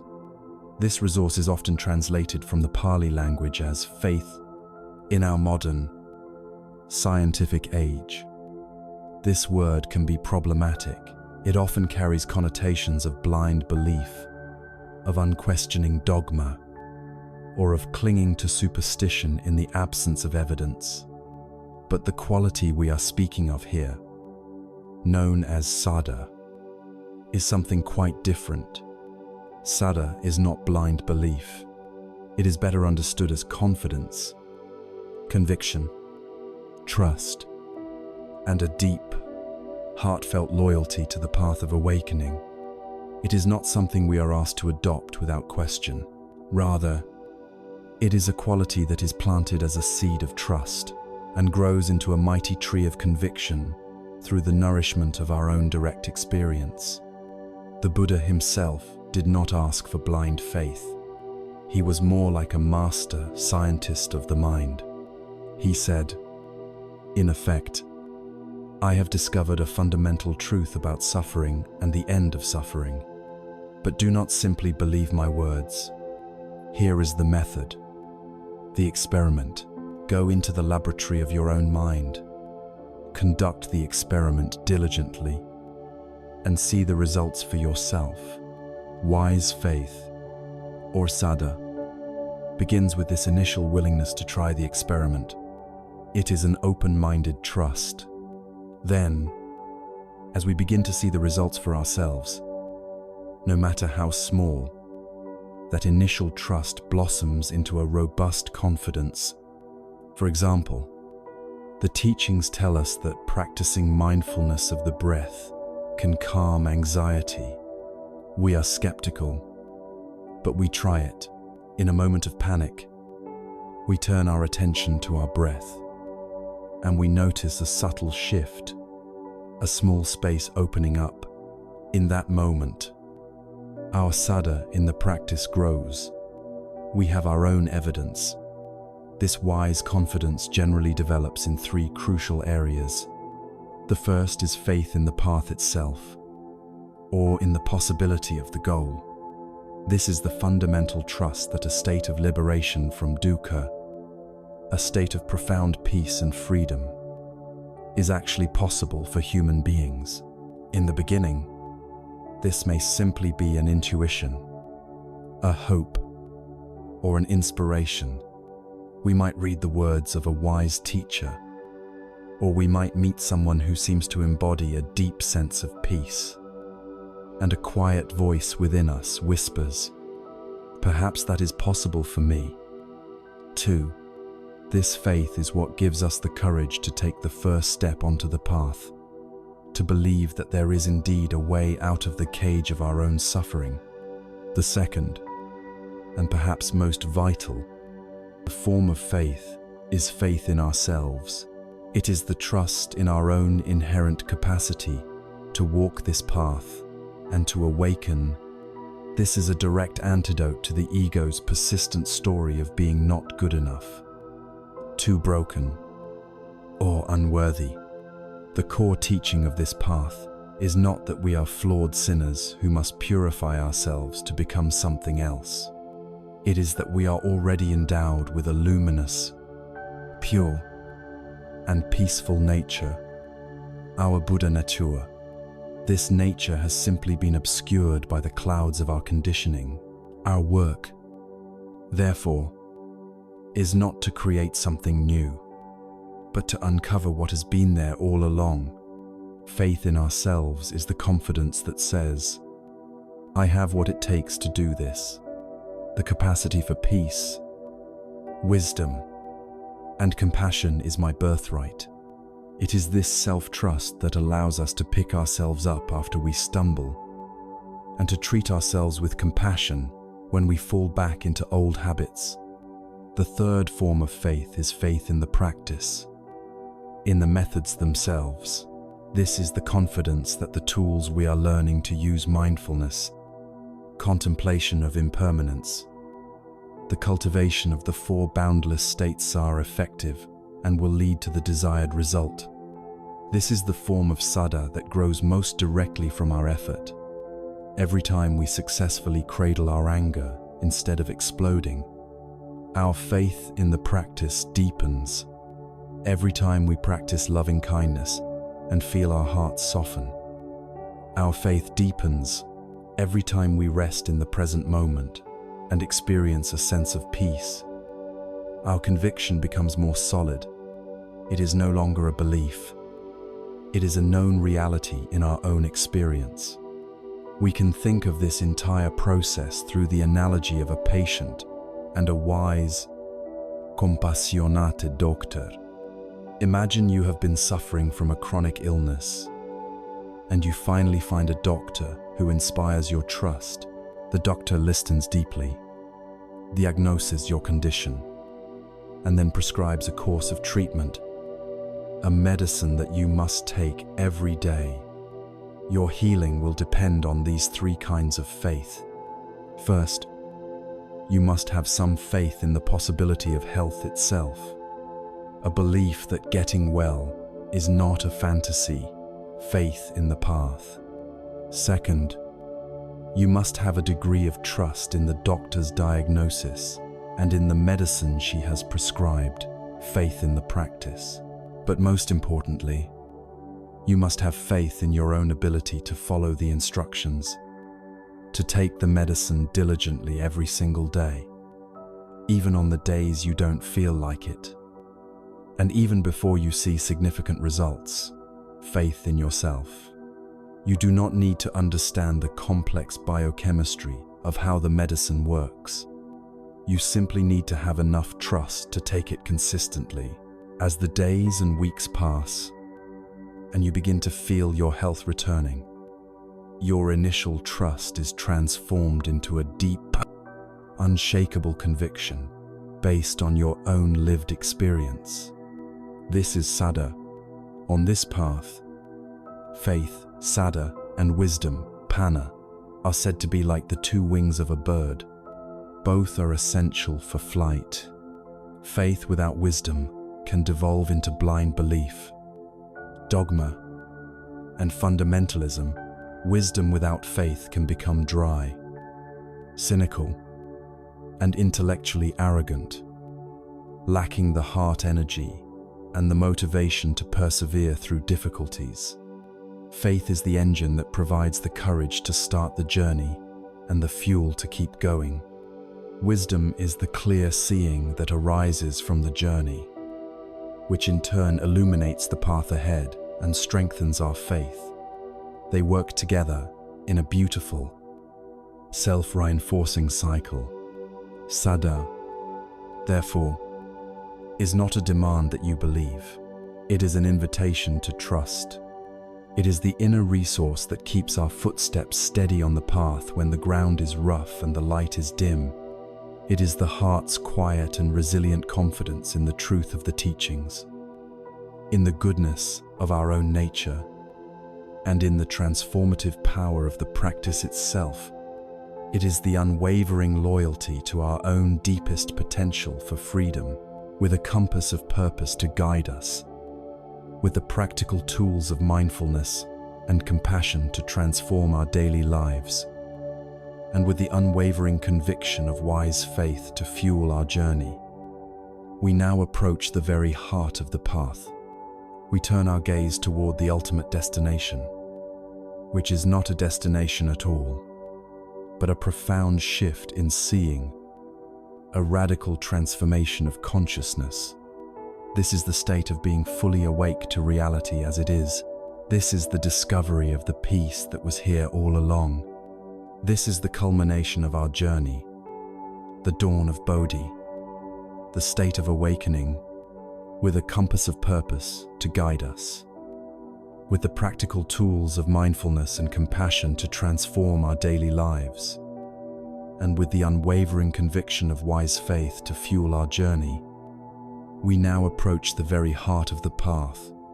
We turn our gaze toward the ultimate destination, which, in the greatest paradox of all, is not a destination at all. It is not a place to get to, but a reality to awaken to.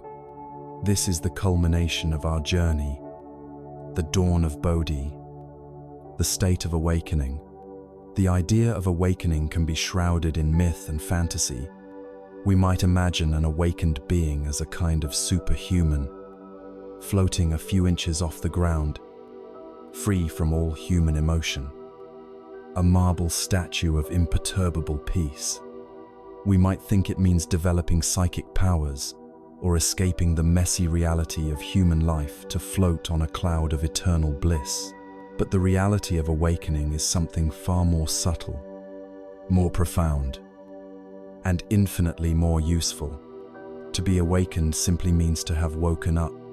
It means to have woken up from the dream of the separate self, to have woken up from the illusion of permanence, to have woken up from the exhausting, self-created drama of suffering. It is not an escape from reality. It is the act of finally arriving in reality, seeing it clearly for the first time. An awakened being still lives a human life. They still experience the first arrows that life inevitably fires. The body still feels pain. It still gets sick. It still grows old. There is still loss. There is still change. The difference is that an awakened being no longer fires the second arrow. They have put down the quiver of reactivity for good. When sadness arises due to a loss, it is experienced as a pure, clean sadness, a testament to love. It is not compounded by the second arrows of guilt, regret, or stories of how life should have been. When injustice is witnessed, a powerful energy may arise, but it manifests as clear, compassionate action, not as blinding personal rage. Joy is felt fully and appreciated deeply, but it is not clung to with the fear of its passing. All emotions are seen for what they are, impermanent, impersonal energies passing through the vast, open sky of awareness. The war with what is has ended. There is a complete and unconditional acceptance of reality as it unfolds, and in this acceptance lies a peace that is truly unshakable, a peace that surpasses all understanding because it is not dependent on circumstances being pleasant. This state of unshakable peace arises from the constant, lived, and embodied understanding of the truths we have been exploring. They are no longer philosophical ideas. They are the very lens through which reality is perceived. The truth of anicca, impermanence, is seen in every rising and falling breath, in every thought that comes and goes. There is no longer a fight against change, but a graceful, fluid dance with it. The truth of anatta, no self, is lived in every moment. The tight, anxious knot of the ego, the constant project of defending and promoting a separate self, has completely dissolved. Actions arise not from the fearful calculations of what's in it for me, but from a deep, spontaneous wisdom and a natural impulse of compassion. And all of this is held within the vast understanding of pratityasamutpada. Interbeing, the awakened mind lives in a constant, intuitive knowing of its profound connection to all of life. This is why its actions are naturally selfless, why its love is boundless. It knows that there is no other to harm or to exploit. There is a beautiful old story that perfectly captures the essence of this journey from ignorance to awakening. It is the story of a man born into poverty who lives the life of a beggar. A very wealthy and compassionate friend, seeing his plight, decides to give him a priceless gift. While the beggar is sleeping, the friend secretly sews a flawless, magnificent diamond into the tattered lining of the beggar's coat. The next morning, the beggar wakes up, completely unaware of the immense treasure he is now carrying with him at all times. He continues his life of wandering and destitution. He suffers from hunger, from cold, and from the despair of his poverty. He has the means to end all his suffering sewn into his very own clothes. But because he doesn't know it is there, the jewel is of no use to him. He continues to search outside of himself for scraps of food and spare change, believing himself to be poor and lacking. One day, many years later, he happens to cross paths with his old friend. The friend is shocked to see him still in such a pitiful state. "My dear friend," he exclaims, "why are you still living like this? I gave you a treasure beyond all measure years ago."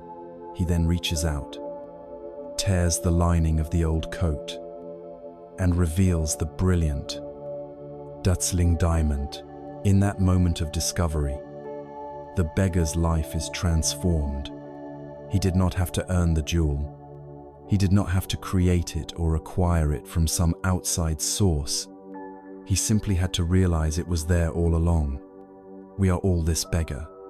We wander through our lives believing ourselves to be fundamentally lacking, incomplete, and flawed, we search for happiness, peace, and worthiness outside of ourselves, in relationships, in possessions, in accomplishments, like a beggar searching for scraps. Our true nature, our inherent capacity for wisdom, peace, and freedom are Buddha natures, the priceless jewel that has been sewn into the fabric of our being from the very beginning.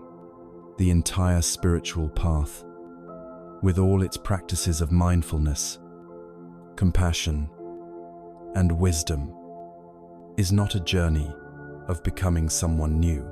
It is the process of turning our attention inward, of patiently and diligently exploring the lining of our own experience, until we discover for ourselves the radiant treasure that has been with us all along. Awakening, therefore, is a homecoming. After a long journey of wandering in the dream worlds of the past and the future, of being lost in the confusing maze of the ego's stories, we finally come home. We come home to the simplicity and reality of the present moment. We come home to the peace that was always waiting for us beneath the noise of our minds. We come home to our own true nature, which is as vast, as clear, and as open as the sky. It is not about becoming a god, but about finally learning to be a fully, authentically, and peacefully human being, with a clear mind and an open heart. And so, our long exploration of the path to healing and freedom comes to a gentle close. We have walked a winding road, from identifying the invisible cage of our own suffering, to discovering the essential tools of mindfulness and wisdom, to cultivating a heart of boundless, unconditional love, and finally, to glimpsing the profound possibility of awakening to our own true nature. Now, let us take a moment to stand on this summit, to look back at the path we have traveled, and to gather the most essential lessons to carry with us as we descend back into the beautiful, ordinary valley of our daily lives. We have traveled a long and winding path together, a journey that began in the quiet recognition of an unnamed burden, the invisible cage of our own suffering. We looked closely and saw that the bars of this cage were forged from our own resistance, from the second arrows of our reactivity. We discovered that the chains binding us were the powerful currents of thirst and clinging, the restless habit of seeking happiness where it could never be found. With the light of mindfulness as our guide, we began to illuminate the true nature of reality, seeing the beautiful, flowing dance of impermanence in all things, and looking so deeply that we saw through the illusion of a solid, separate self. From this ground of wisdom, we turned to the boundless capacities of the heart.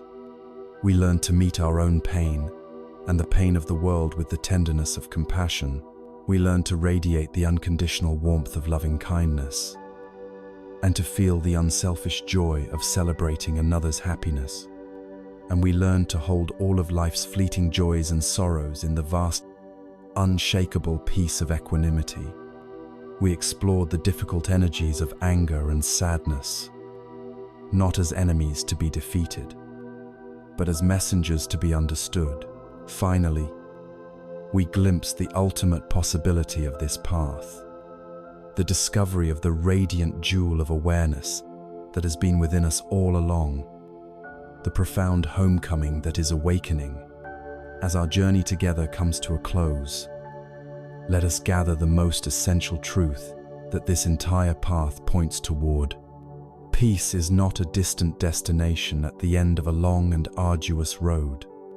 It is not a prize to be won, nor is it a life magically free from problems, loss, or pain. Peace is an internal state, a quality of being that can be cultivated right here, right now, in the midst of our beautiful, messy, and imperfect lives. It is the quiet strength of the mountain that remains stable, while the winds of praise and blame howl around it. It is the resilient flexibility of the reed that bends in the storm of change without breaking. It is the deep stillness of the ocean floor that remains untouched by the turbulent waves on the surface. This peace is your birthright. The tools for its cultivation are not rare or esoteric. They are as close as your own body, as intimate as your own breath, as accessible as your own innate capacity for kindness. You have the map. You have seen the path. Now, the journey is yours to walk. This is not an end, but a beginning. Every moment is a new opportunity to practice. Every breath is a chance to come home. Every interaction is a chance to choose compassion over judgment, connection over separation. You are the creator of your own peace. You are the gardener of your own heart. The key to the cage has been in your hand all along. The priceless jewel has been sewn into the lining of your own coat from the very beginning. The journey begins and ends right here, in the gentle, simple, and profound reality of this one single, precious breath.